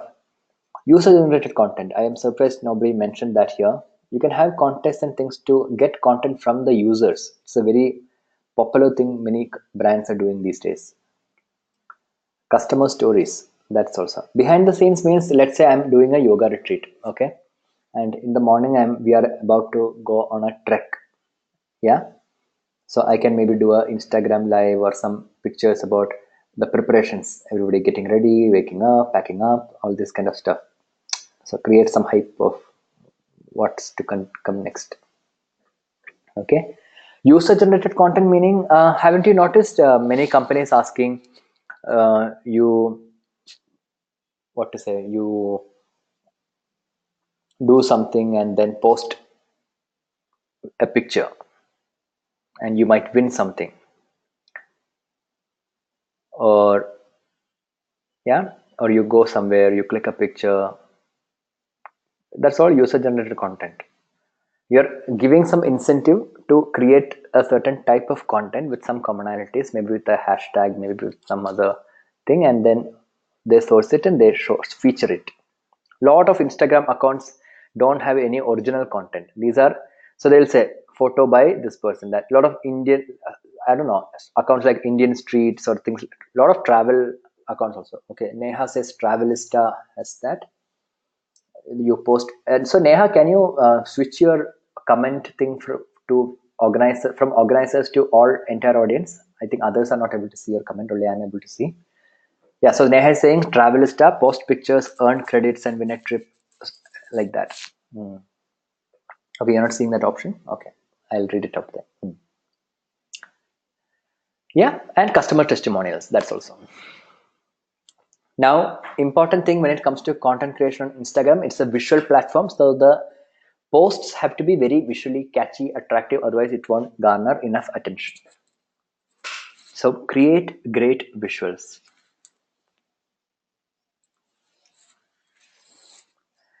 In Facebook you may not necessarily do that, but when it comes to Instagram, because it's so highly visual platform, if you don't have a better picture than the others, you may not get better attention, which is why Instagram itself has many built-in Instagram filters.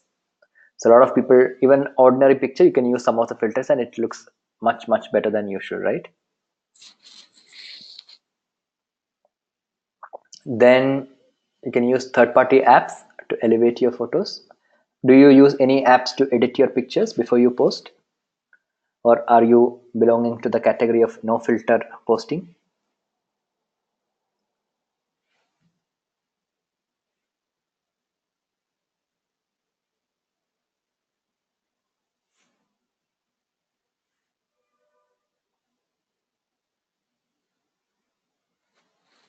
No filter. We start using now. Does it make sense if we create two pages in my one is dedicated only to what I do? I'm when you ask this question in the context of Instagram, I'm getting confused because there is no concept of a page on Instagram. Are you saying two Instagram accounts, one for posting your personal thing, one for your business?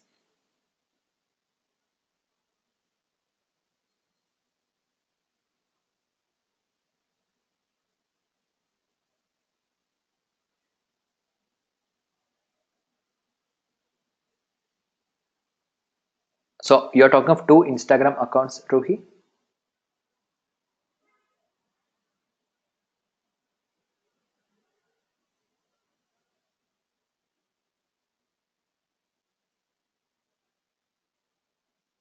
Yes? No?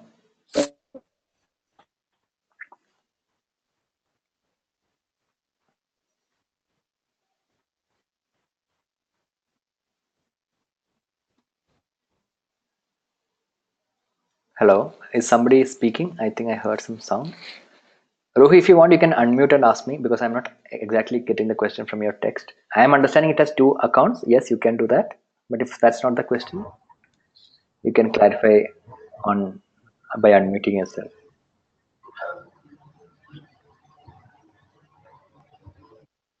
Okay, I'll move on. If you want more clarification, please let me know.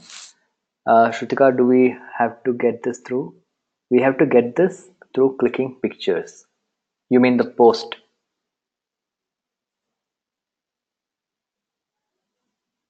What are you asking about? Get this means? Yeah. So once you have a photo, you can use filters before posting it. Or you can use one of these platforms like Snapseed is quite popular. Many people use it.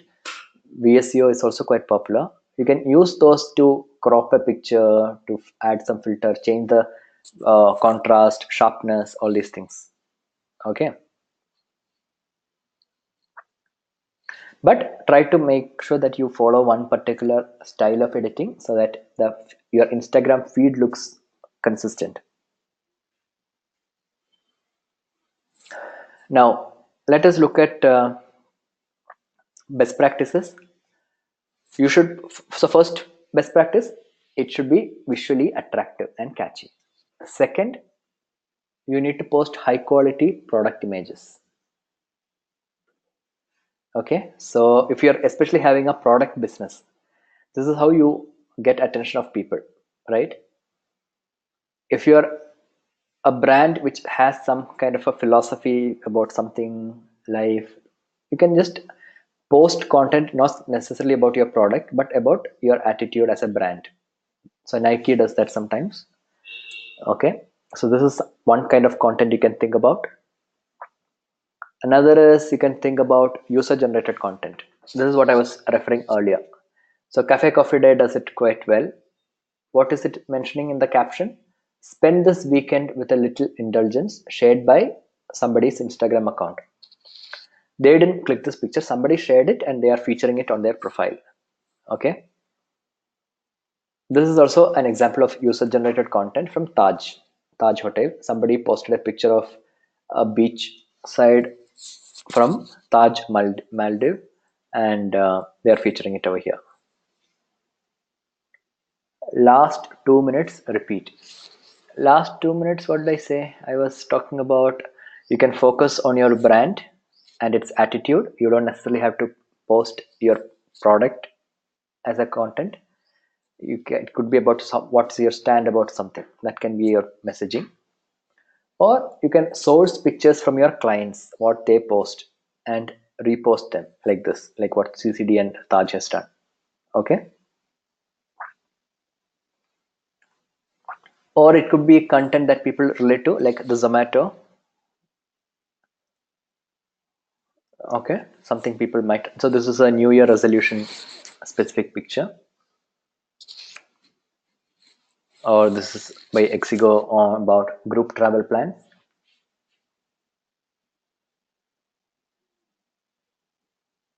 Yeah,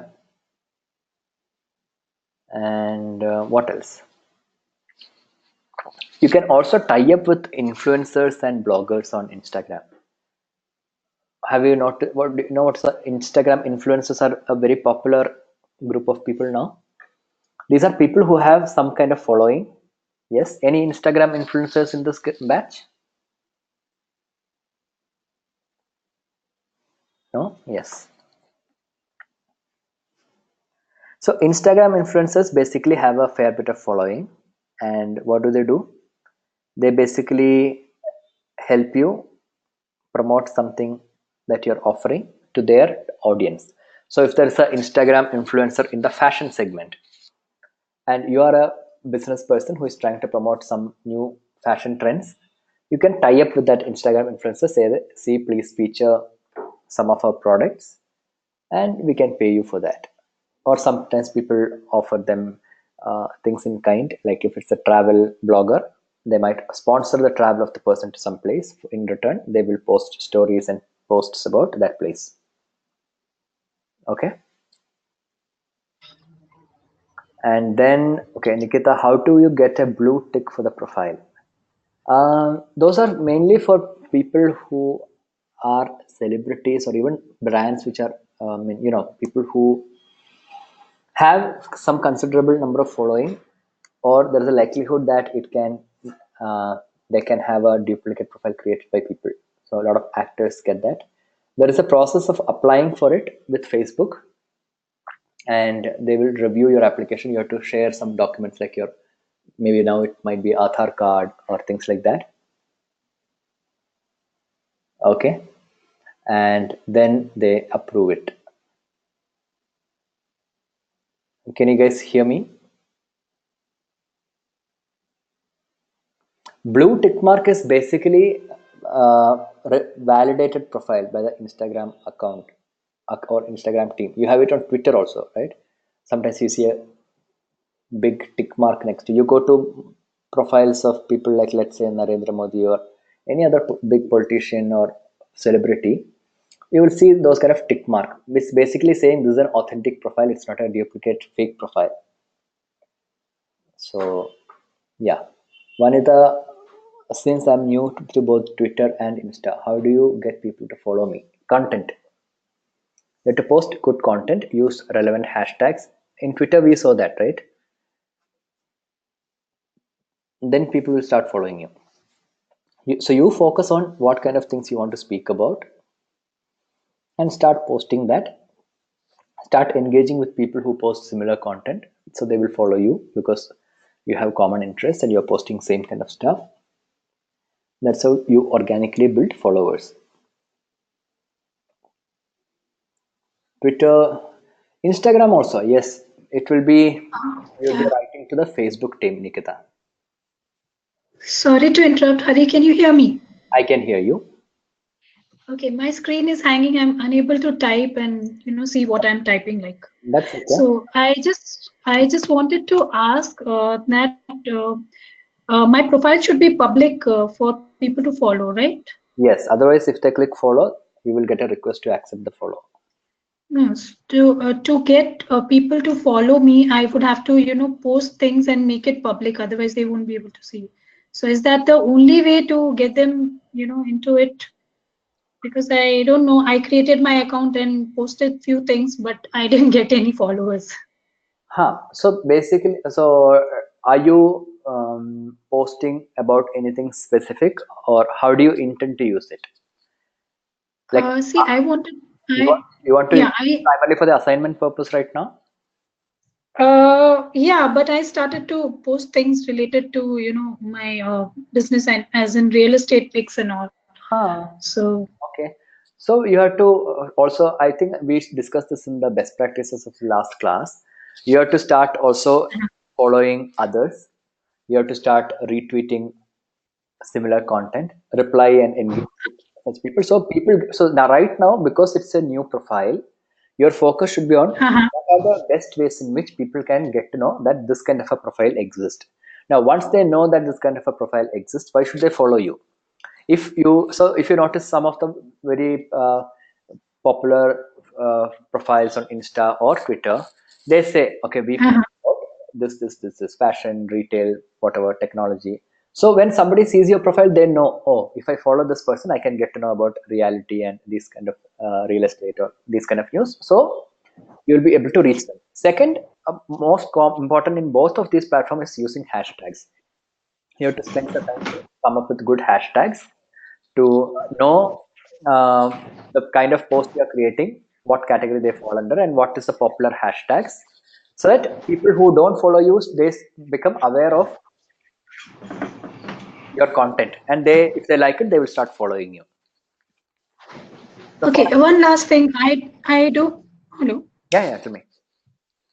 I don't know the terminology, but like in Facebook, the people who are your friends, you get their news on the news feed section. Mm-hmm. So if I don't have followers and I'm posting something, so are people able to see that? Yes, they will Right. be. For example, you see this example you are seeing on the screen. Okay, Chumbak posted this. Yeah. Now, let's say you are not, Uh-huh. you are somebody who doesn't follow Chumbak, but Okay. so now Instagram offers you an option to follow a hashtag. Twitter also has that thing. LinkedIn also has. Okay. So let's say you're Uh-huh. interested in women's fashion. So, and you may be following that women's fashion hashtag. The moment you put this women's fashion hashtag in your post, the Chumbak is Uh-huh. able to reach you who is interested in this kind of content with this post. Now, if you see the post and you like it, you might go to the Chumbak profile, you see other posts, you like the profile, you start following it. That's how you reach out to people who don't already follow you.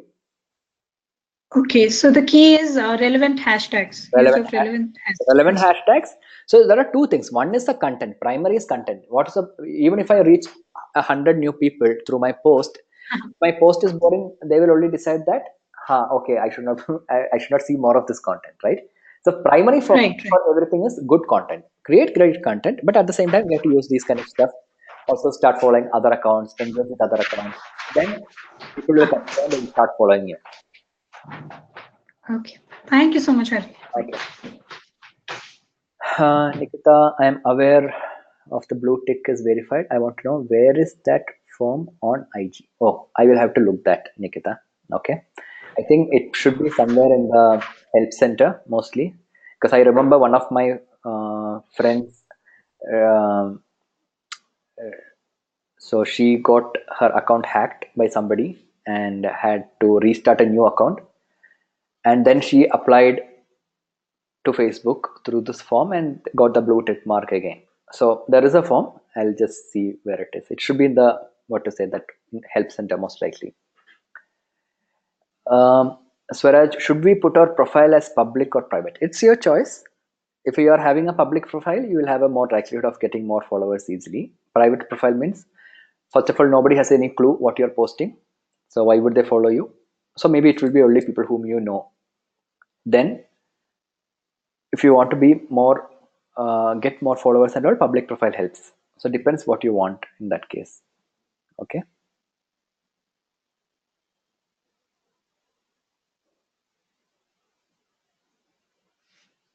Okay.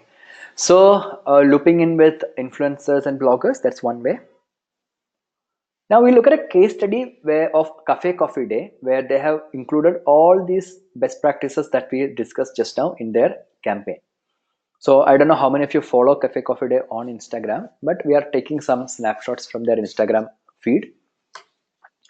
When it comes to visually appealing image, one of the best practices we talked about, you look at any of the Cafe Coffee Day Instagram feed, do you find this visually appealing, attractive, catchy?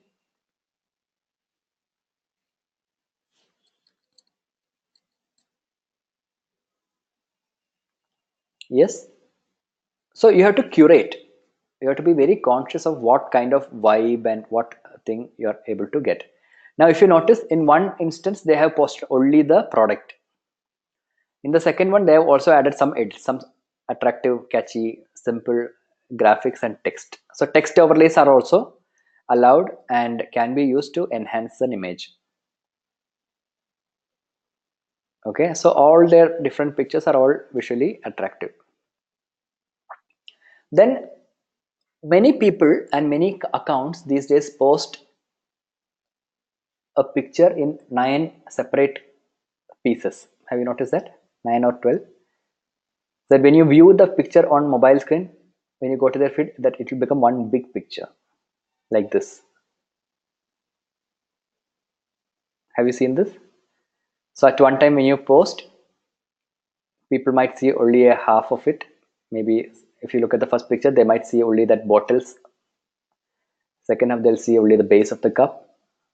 Then by the time they finish all the 12, you will see the, when you go to the profile, you'll see one big picture. So these kind of things can be done to be creative, though it lasts only for a while, because the moment you post one more picture, the grid is broken, but you can keep it that way. Let's say we are creating a grid layout for Christmas. So the 10 days run up to the Christmas time, or let's say last 4 days, you post 3 pictures at a time in a day, three, three, three, three. By the time it's Christmas Day, you have a full Instagram feed of a Christmas tree. Things like that you can plan and do. There are many apps which let you do that, so I'm not going into that. You can just simply search for Instagram grid layout, slicer, and all that. A lot of free apps are there which lets you cut a picture in that way. Then you can also create content to engage your audience through some kind of games.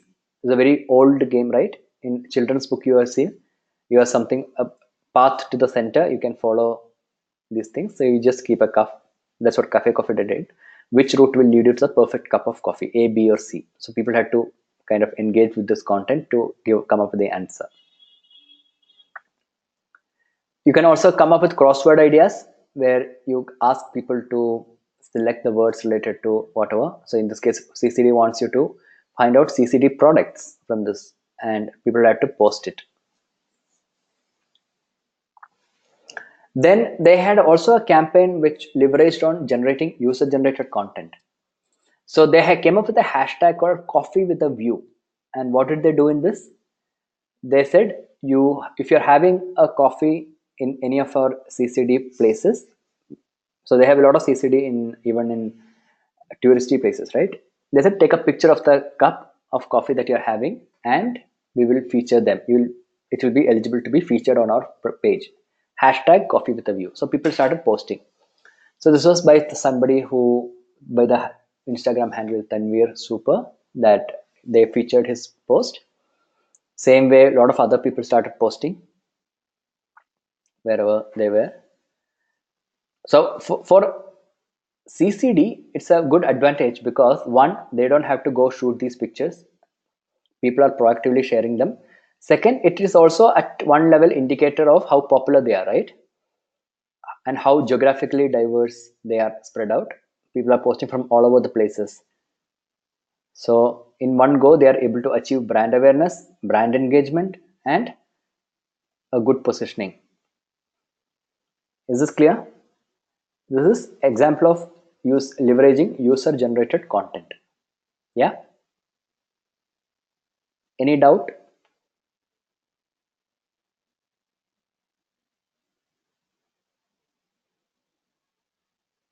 Okay. They had another hashtag similarly. This was called CC Doodles. So they asked people to doodle your favorite coffee moments and post it. So people started drawing and posting. And from the list that they were posting, some of them got featured by CCD Instagram handle.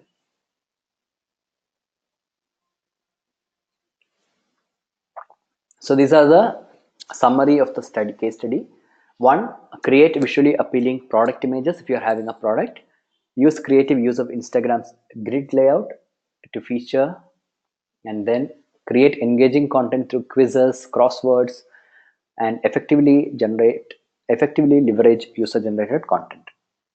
Okay, any doubts? Fine.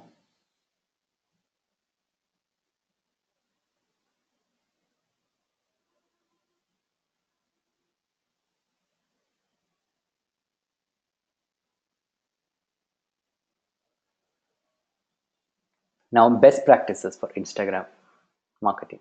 One, as I told Vanita just now, Instagram and Twitter. Hashtag is very useful and important. So you search for, let's say, hashtag social media on the Instagram search bar. Immediately you will see a list of proposed hashtags or related hashtags. So how do you, as a new user, how do you determine what hashtag to use? One easy method is do a hashtag search. So something that you know evidently, do a search with that. You will see a list of related hashtags. You can use them. At a time, between your caption and the first comment, Instagram allows up to 30 hashtags to be used. So choose whatever is most relevant for you. Okay, clear? Other thing is, go to a very popular competitor that you have, check out what hashtags they are using. You can simply take them because you are having the same product or service. Then use hashtag that very influential people in your industry are using. Example was what we checked earlier. For example, the chumbak. Let me go back to here. Look at this. Okay, Now let's say, because you're having a company or a product, an e-commerce platform for stationery products. Okay. Now you don't know what kind of hashtags to use. Yeah. You could look at a company like Chumbak, which makes stationery products, see what kind of hashtags they're using and post it. If you're having a clothing brand, see the kind of hashtags they're using: lifestyle, women's fashion, women's wear daily. So these kind of hashtags, when you use, it will help you reach out to more people who are following such hashtags. Other thing is, when you're having a business profile, you will also get information about how, whether which hashtags performed better. So if you have already have a business profile now, once you complete this week's assignment, you will be able to know that when you post content and use hashtags, it will also tell you from which hashtag you got the clicks or whatever.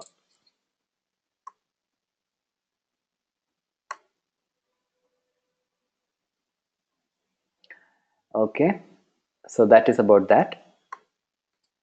Competitor hashtags, influential people in your industry, what hashtags do they use, and any other related hashtags. This is what I was showing you right now when you browse through posts. So if I'm posting something about yoga retreat, I might also post something about yoga journey or yoga vacation, things like that, related hashtags. And the search function of Instagram gives you some prompts about what kind of hashtags to use. Now, frequency and timing best practice. Whenever you have awesome content, feel free to share on Instagram. Minimum at least twice a week, and maintain uniformity and a constant publishing frequency. So there is an element of predictability. People know, okay, every Saturday or Wednesday you post. People know when to expect something. But finalize these timings once you give it a trial and error kind of a thing. Try different timings. Wherever you're getting maximum engagement, stick with that. Okay. You can also run contests and giveaways and promotions.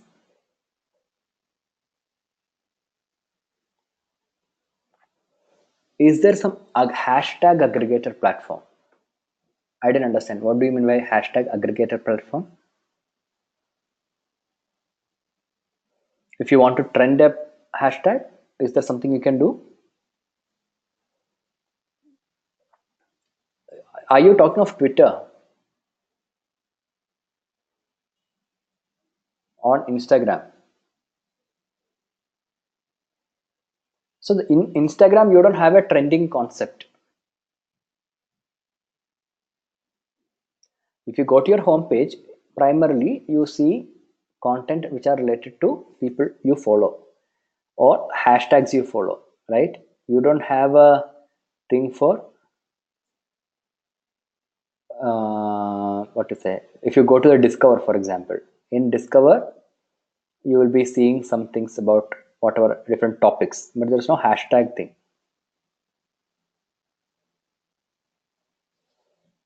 What is the difference between hashtag of Twitter and Instagram? Both serve the same purpose. It helps you reach out to more people who are interested in content related to that. But Twitter has an additional thing called trending on left hand side, which we saw, where you can see the trend of a topic at different geographical levels that Instagram doesn't have. Is there any algorithm which post shows up first? Yeah, of course. Instagram is part of Facebook, so they try to make sure what kind of behavior you have on Instagram and accordingly show some kind of a content. So you don't always see all the posts from all the people you follow on Instagram also. Okay. Now you can run contests. So this was a contest run by this particular company. What was the contest about? They said you follow the Instagram handle, repost this picture with the hashtag DDDSUPA Sundays. Okay. Once people do that, from them they will select 4 people who will get a pair of sunglasses free. This is a good way of promoting. This was using the reach of influencers. they looped in who is a popular traveler, and he's creating a post for Club Mahindra. You see that post, Sid in Finland, Finland with Club Mahindra. Yeah.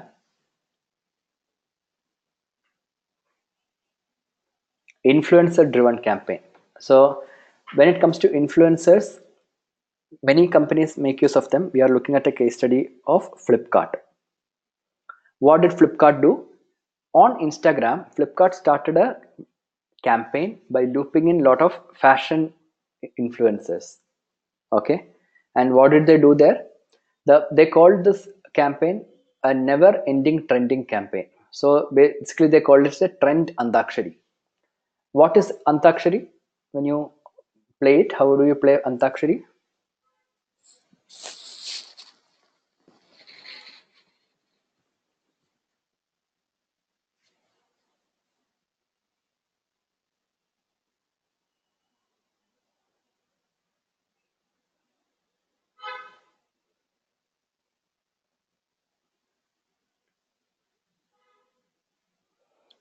Okay, Neha is saying you start the next line with the ending of the previous. So this is fashion Antakshari. What is fashion Antakshari? So they gave a set of rules for entering the contest, and these are: you should follow the Flipkart Instagram handle. You have to support, you have to check out the trend spotted by the fashion icons who are part of this contest. Okay, take screenshot. So basically, what they have, as I told you, looped in some few fashion influencers and gave them trendy clothes from Instagram store, means from the Flipkart store. So each person who is wearing a particular um, shirt or whatever, the contestant, the person who is participating in this contest, have to take a screenshot of that product from the Flipkart website.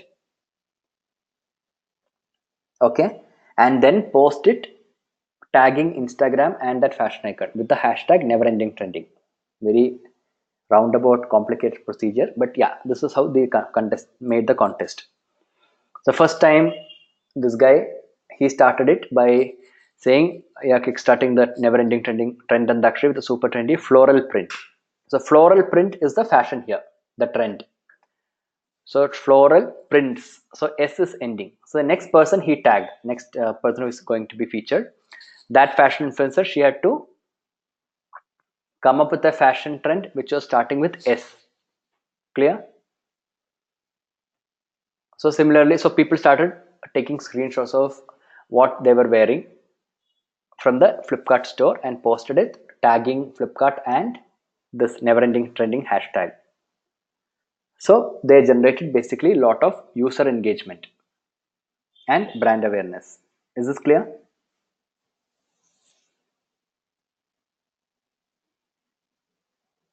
Any doubt?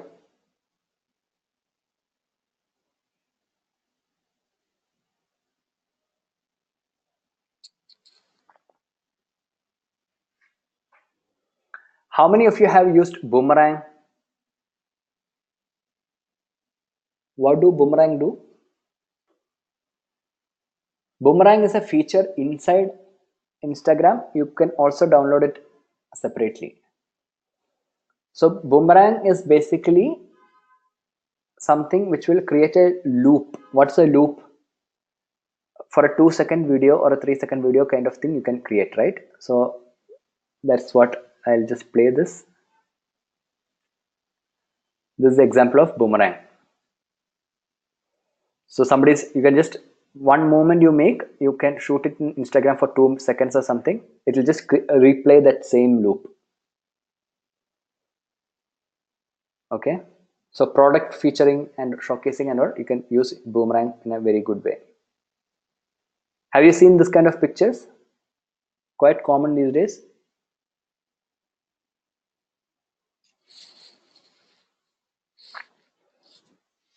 Okay,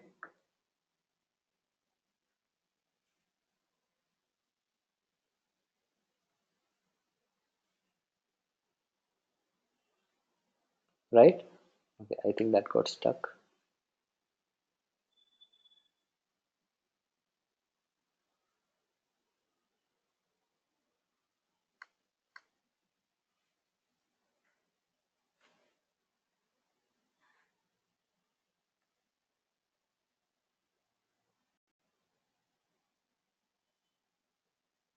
1 second.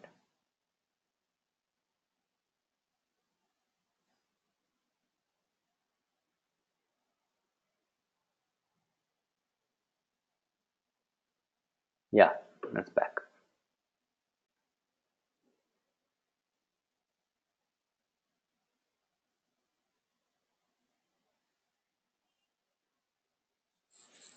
So these are all examples of using boomerang to create content that is more catchy. Then comes Instagram stories. Have you seen Instagram stories? Basically, stories is a concept of temporary content which will last for only 24 hours. This was first mooted by Snapchat. Snapchat is entirely a stories platform. But now every other platform, including WhatsApp status, Facebook, Instagram, everyone adopted this stories concept. So it's all over the place. So these are, when you make an Instagram post, anybody goes to your Instagram feed, they can see it. But when you make an Instagram story, only they can see it only for about 24 hours. And what does a story look like? You see the small dash on top. You can create a series of posts. Each post will act like a slideshow, lasting for about 2 seconds, 3 seconds, and then the next picture. So you can type content, add pictures, add videos, all these things in story. Anyone here who has not seen an Instagram story or any kind of story on Facebook, Twitter, WhatsApp? Your WhatsApp status story and all you can update now.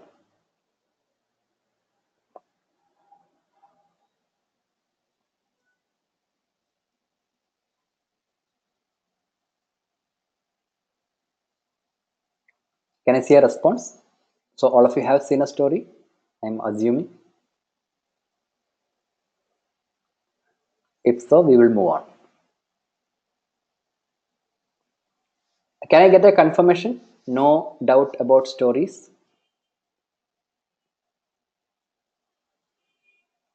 I see Insta stories from profiles I haven't followed, like some airline post, etc. Yeah.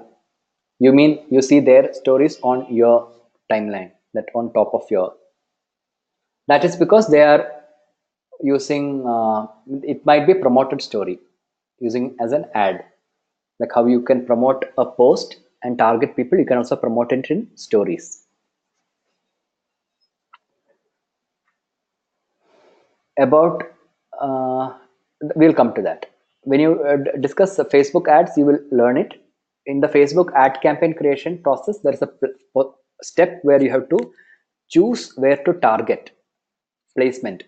In that, there is an option on Instagram. Do you want to have it only on Instagram feed? Do you want it on Instagram story? If you choose Instagram story, it will also show for other people's Instagram story.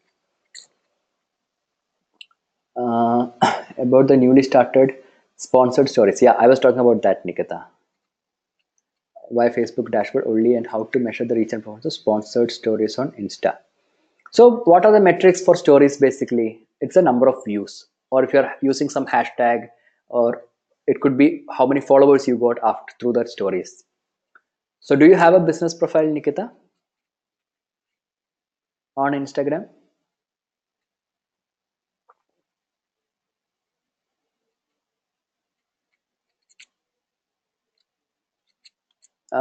No. Okay. So if you have a business profile, for example, I have one. So when I post stories about, let's say I did a program in Goa last week for yoga. Now I started posting stories about it. At times I gave some, I tagged some handles. So I could see how many people clicked on that handle or some sticker, or how many follows I got from one story. So these are things or insights I can get from the stories also. So when I do a sponsored story, I'm reaching out to even more people. Here, when I post on my profile, I'm reaching out only to people who follow my Instagram account, right? In those stories. So I can choose to promote those stories so that I get even more reach, maybe more followers, things like that.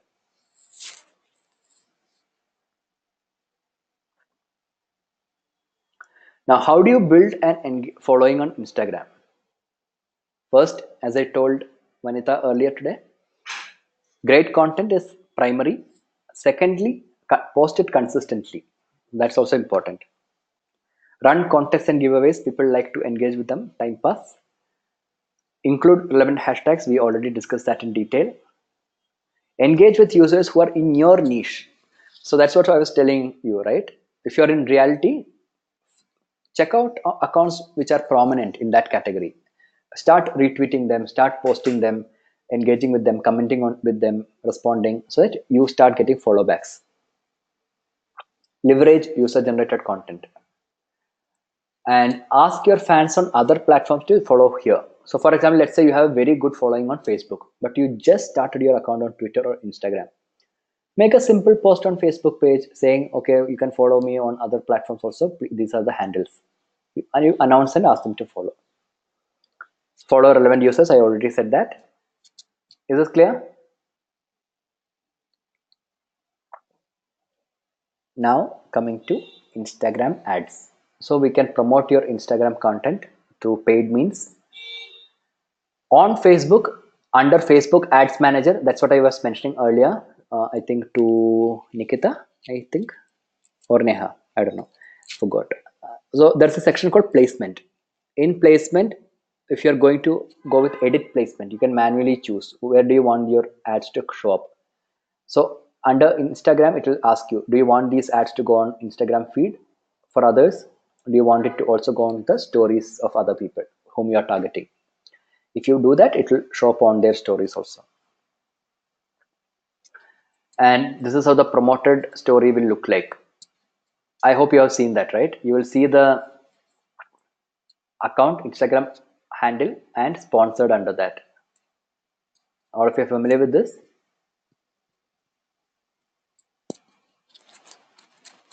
Okay.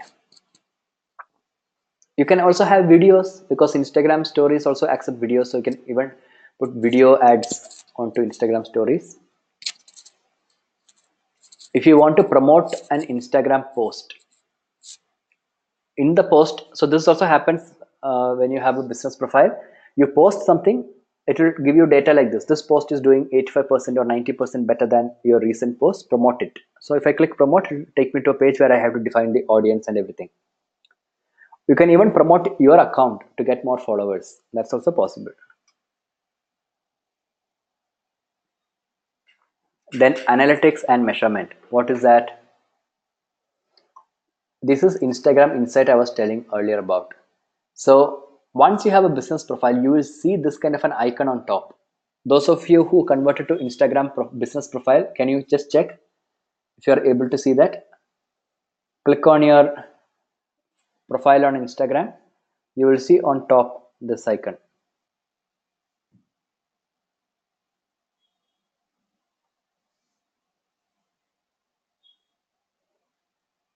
It's called Insights. Some font models, it might show up under 3 bars that you see. You click on it, you will see Insight.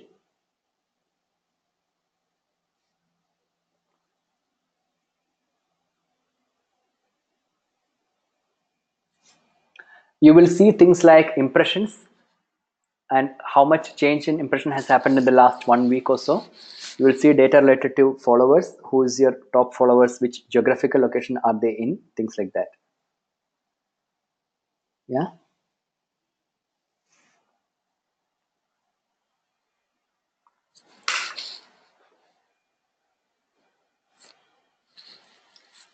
You will also see this kind of data. What age range are your followers in? What cities are they from? What hours or days are they most active? These are all things it can help you to decide when to post something. Okay.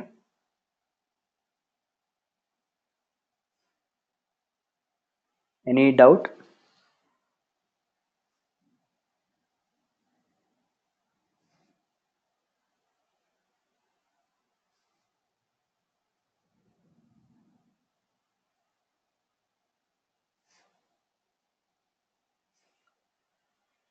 Now coming to some marketing tools, there is something called Schedugram, basically to schedule the post for Instagram accounts. So there's something called Sprout Social. That's also something you can create an account and link your Instagram account. Now most of these social media tools are not limited to just one platform. For example, Sprout Social, if you look at that left panel, you see Twitter profile, you see Instagram profile. So you can connect whichever you want to connect, and then it can be used to schedule. Buffer is very good. That is also you can do, right, Rohit? Okay. So Sprout Social will help you understand which are your top posts, what kind of audience growth did you get, your publishing behavior, how did your hashtags perform, the hashtags that you used, and audience engagement like comments, shares, likes, things like that. Okay. Now, a quick task for all of you. Can you take 5 minutes? By now, all of you know what is your business, right? In terms of your assignment, you have done something. Think about it and then create a quick diagram, not diagram, a content strategy. So for now, just tell me what product or service are you promoting on Instagram and what would be your hashtags.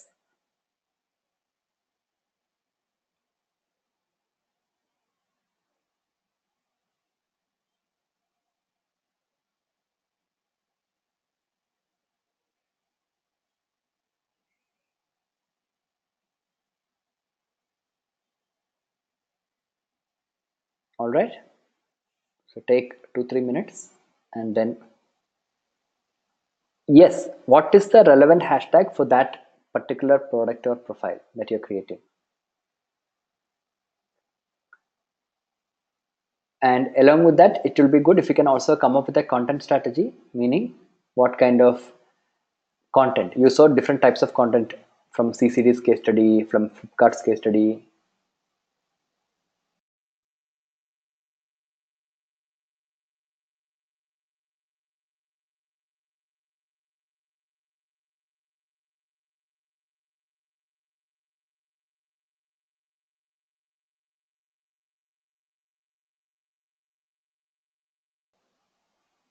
Thanks, Neha. I'll wait for others to also complete, then I'll read.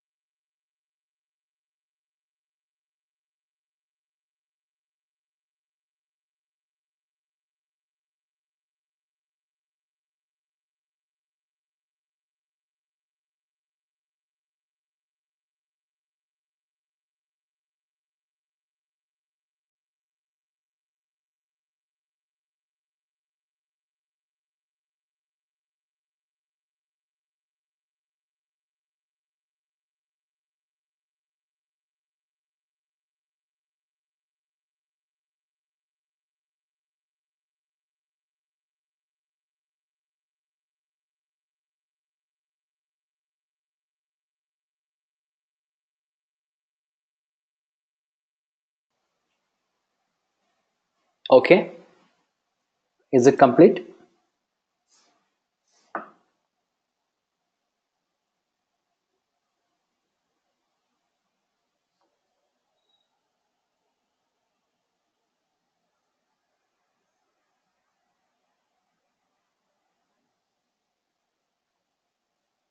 I'll read out what Neha has written. Manpower recruitment, hashtags would be elderly care, nanny, babysitter, domestic help, maid, cooks, drivers. Mm, I'm not sure maids, cooks, and drivers would fall under the relevant hashtag category. Elderly care, yes. Babysitter, yes. Domestic help, yes. Uh, but it should be something more. Then content related to how helpful it can be to hire caretakers, need and comfort generation, need and comfort. Generation content by hiring domestic helpers. Yes, so it could be some Insta stories, boomerang posts of like nanny with the baby. Right. Good. Ruhi for hair and makeup service. Hashtags will be beauty tips, makeup, hairstyling, transformations, makeup and hair by Ruhi, or media makeup. So that's a good thing, Ruhi. This kind of hashtags, like let's take in this case makeup and hair by Ruhi. These are important because, like for example, I have this concept of Yogashala being a traveling and creating spaces for yoga. So whenever I go and do a program elsewhere, like when I was in Goa, I'll definitely use a hashtag something like Yogashala in Goa. Okay, so if I search for that hashtag, I can see only posts related to that. So many brands do that. They create specific hashtags only for some event or some their brand, along with some generic hashtags, mostly to reach out to more people. Swaraj photography, travel photography, nature clicks, good. You could also look up for some other related popular hashtags for us. Like there are many popular hashtags like pick of the day, click of the day, a lot of these general hashtags where you get a lot of exposure to people who are interested in photography. Also, depending upon what is the subject of your photo. Let's say you're having a photo of a sunrise. There might be a lot of hashtags related to sunrise. Yeah. Mahali, personal relationship, inspirational quotes, daily life journey, journey of a woman, journal of woman at work. Yeah. Also think about some shorter hashtags, Nihali. Okay. Something which is more specific to the post that you might. I'm thinking you are looking at personal blog. So depending upon what blog post you made recently, along with all these general thing, you can also, let's say if one blog post is about domestic abuse, that can be a hashtag or something else. Okay. Uh, Ruhi, I want to be customized, which could go across all channels. Good. And then Vanita, changing face of Noida. So one thing I don't know, because you're typing in chat, there is no space in hashtag. Okay. So if you're writing hashtag changing face of Noida like this, the actual hashtag will be only changing. Okay, so one thing you could do when you have a bigger hashtag is use capitalization. So if you want reality, reality, REALTI, R capital, no space between reality and news, you can write it in one go. For example, I do this kind of a hashtag very often when I do retreats, yoga on the go. So this people can read, but at the same time, it becomes one hashtag. Okay. Nikita, local yoga classes, Mumbai yoga everyday, yogagram, Insta yoga, medicine. Good. There are also a lot of other popular hashtags which you can look at, like yoga fit, yogis of Instagram. So for almost everything, there is yogis of something. Okay. So there are tarot readers of IG, yogis of IG, all these things are there. So you could use that also. Um, stock market blog, trading, trade, stock market, share market, money, investment, business earnings. Good. That's right. My screen is hanging badly. So you can always unmute Vanita. You don't have to type.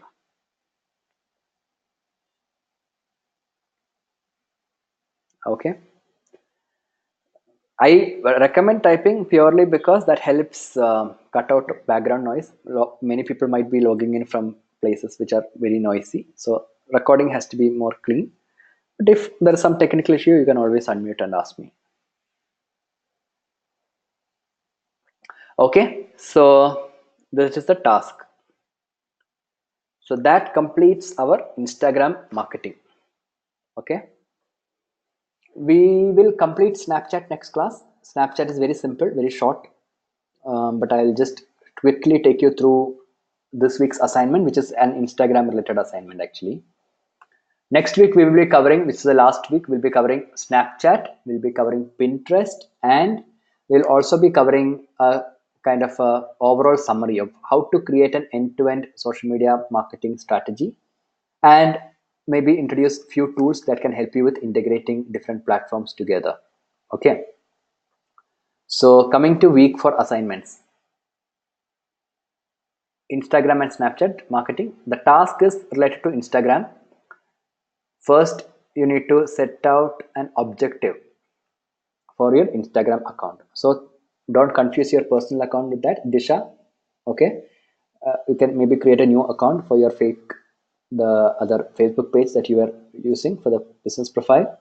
Create a similar Instagram account if you don't want your account to be a public account and don't want others to follow you. Okay, so list down the objective for your Instagram account, and then set up an Instagram account for your business, convert to business profile. So this is what we did today morning after break, right? You created the account, went there, switched to a business profile. Nikita, before logging out, can you quickly take the feedback form? Those of you who want to run, 1 minute. I'll just share the feedback form. That's here. Okay.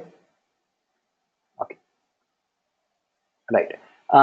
So you have to do this. First, create an account, switch it to your business profile, and then what do? Set up the profile for maximum engagement, which means put an icon, a picture, make sure you write what your account is going to post about, and you put the URL. If you have a blog URL or something, use that. Then you sit down and outline your content strategy. What you were writing now, to me, same way.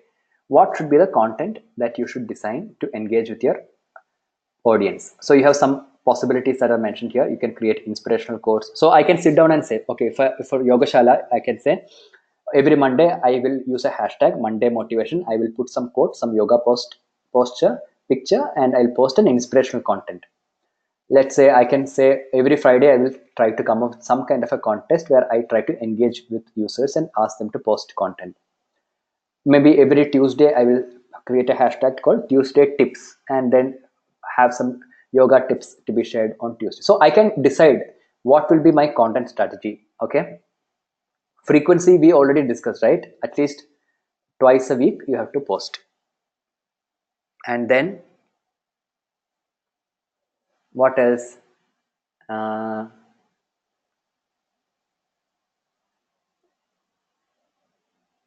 Use relevant strategic hashtags. So find out what are the relevant hashtags that you can use and make your first post. That is your last step of the task. Okay, so for this purpose you can also use Canva to create a nice looking post with some text overlay and all, and then mark as complete. Is this clear? Any doubt about the assignment? So finding relevant hashtag, you can use the search option of Instagram, write some hashtag. In the search results, go to the tag section so that you can see related hashtags. Are we clear? Any doubt? Hi, Hari. Yeah, Hari, Vanita here. I wanted to ask something. Tell me. From last task, I wanted to ask, what does this exactly mean? I mean, define your positioning on Twitter. So the step one of last week's task. Okay, let me complete this week's task, then I'll come to last week. Okay, so there's also one SMM case study exercise you have to do.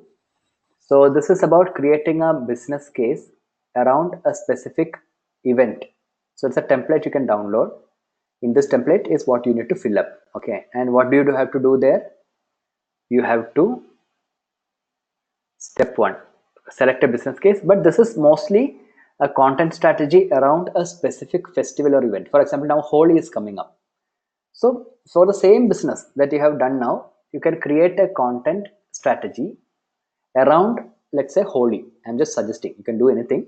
It could be even something like an event. So maybe let's say World Cup is coming. It could be about that, around that event. So around an event or a festival, how do you create a content strategy? That will be a little different, no? When you're promoting the same product for Christmas or during Holi time, you might come up with content which are, let's say, more colorful during Holi time. Maybe if you're doing it in the Christmas, you will come up with maybe some kind of imageries of Christmas tree or Santa, all these things. So that's what. Okay, am I making myself clear? So that's the other social media marketing case study you need to do for this week. Okay, all right, now if you don't have any doubt in week 4 assignment, I'll just clarify Vanita's doubt in week 3. Week 3 last task, last step. Unfollow Twitter accounts, which are simple, no? If you are using that, what is that tool?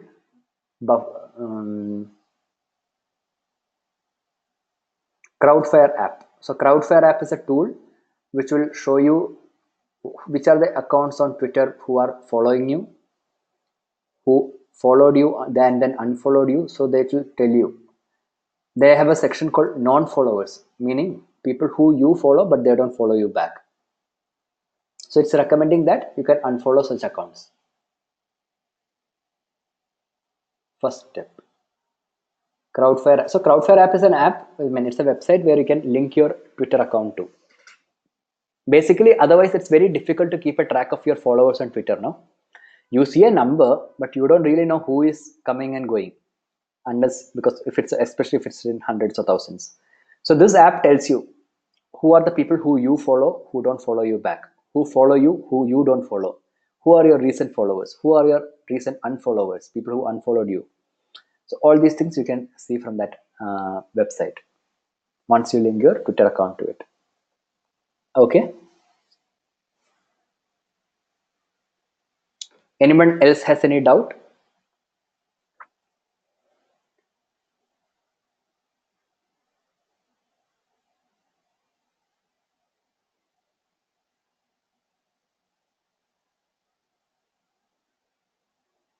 Step 5 of week last week, Shrutika.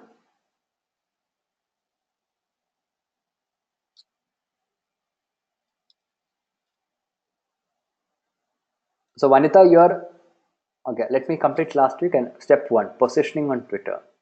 Positioning on Twitter purely means what are you going to tweet about.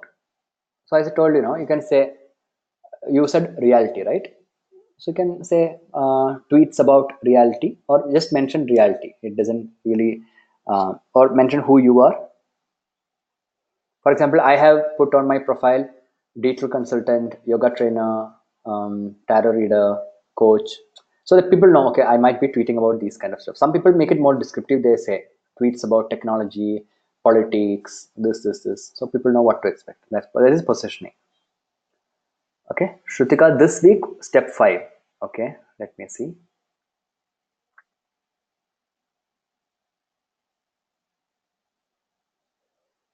This is about what kind of content will you post. Content strategy. Content strategy involves understand or deciding the kind of content you will use and the frequency. So here we are giving you examples. What all could be the possibilities. Now, depending upon what product or service you have, you can choose what should be a content strategy. What's your business, Shrutika?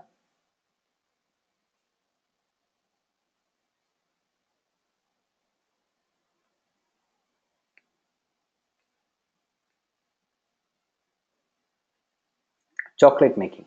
Okay, I forgot. Yeah, so you could have user generated content, something that you take inspiration from CCD, that kind of a thing. You could have quotes. You could have based chocolating about the current events. So now let's say some festive occasion is coming. You can have about gifting. Yeah. Remember, think about all the ad campaigns Cadbury is doing. What are the kind of, you can do a little research on that and you will be able to understand the variety of content they are doing, right? So look at that, you will be able to see. So definitely yours will not include something like much of an educational content. It may not include something like behind the scenes shot, stuff like that. But it can be funny, witty stuff. It can be product focused. It could be contests. It could be something that audience would relate to because it's chocolate. Yeah, be creative. Thanks, Vanessa. Can we change the track or we need to have a common topic all through? You can have a mix. You should always have a mix, I would say. Because remember when we looked at that Facebook user, typical user, what do they do? Everyone has a different aptitude. I might like to see a funny commercial. Somebody else might like or relate more to a emotionally connecting content. So have a mix of different things. Maybe have a couple of humorous posts, have a couple of product focus, because somebody might be very concerned about, okay, chocolate, is it dark chocolate, is it, how much is the sugar, health conscious, you can have about that, right? I think I mentioned to you about a friend of mine who did this assignment with healthy ice cream. So this ice cream, what she hypothetically created the page for, is something which is very healthy. You can really have it and be healthy. So you can have all those kind of content. Yeah. Okay. I have a doubt. Can I put my business profile public? Uh, so Swaraj, tell me one answer. Can you have the same profile as a business and a personal profile at the same time?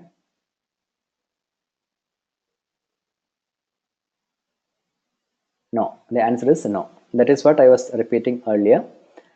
You can have only one profile. That profile, if you choose to switch to a business profile, it becomes a business profile. But at the same time, it cannot act like a business profile and a personal profile. Okay. You can either have your profile as a personal profile or as a business profile. If not, create one more account, make it a business profile. So you have one personal and one business. Okay.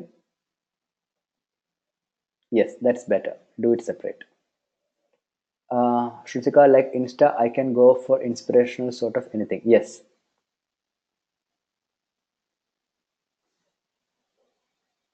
Okay. Find a way to connect broadly. Like if you look at the Zomato examples we were showing, none of it was about their app or their service about comparing restaurants, right? They were all funny, witty stuff.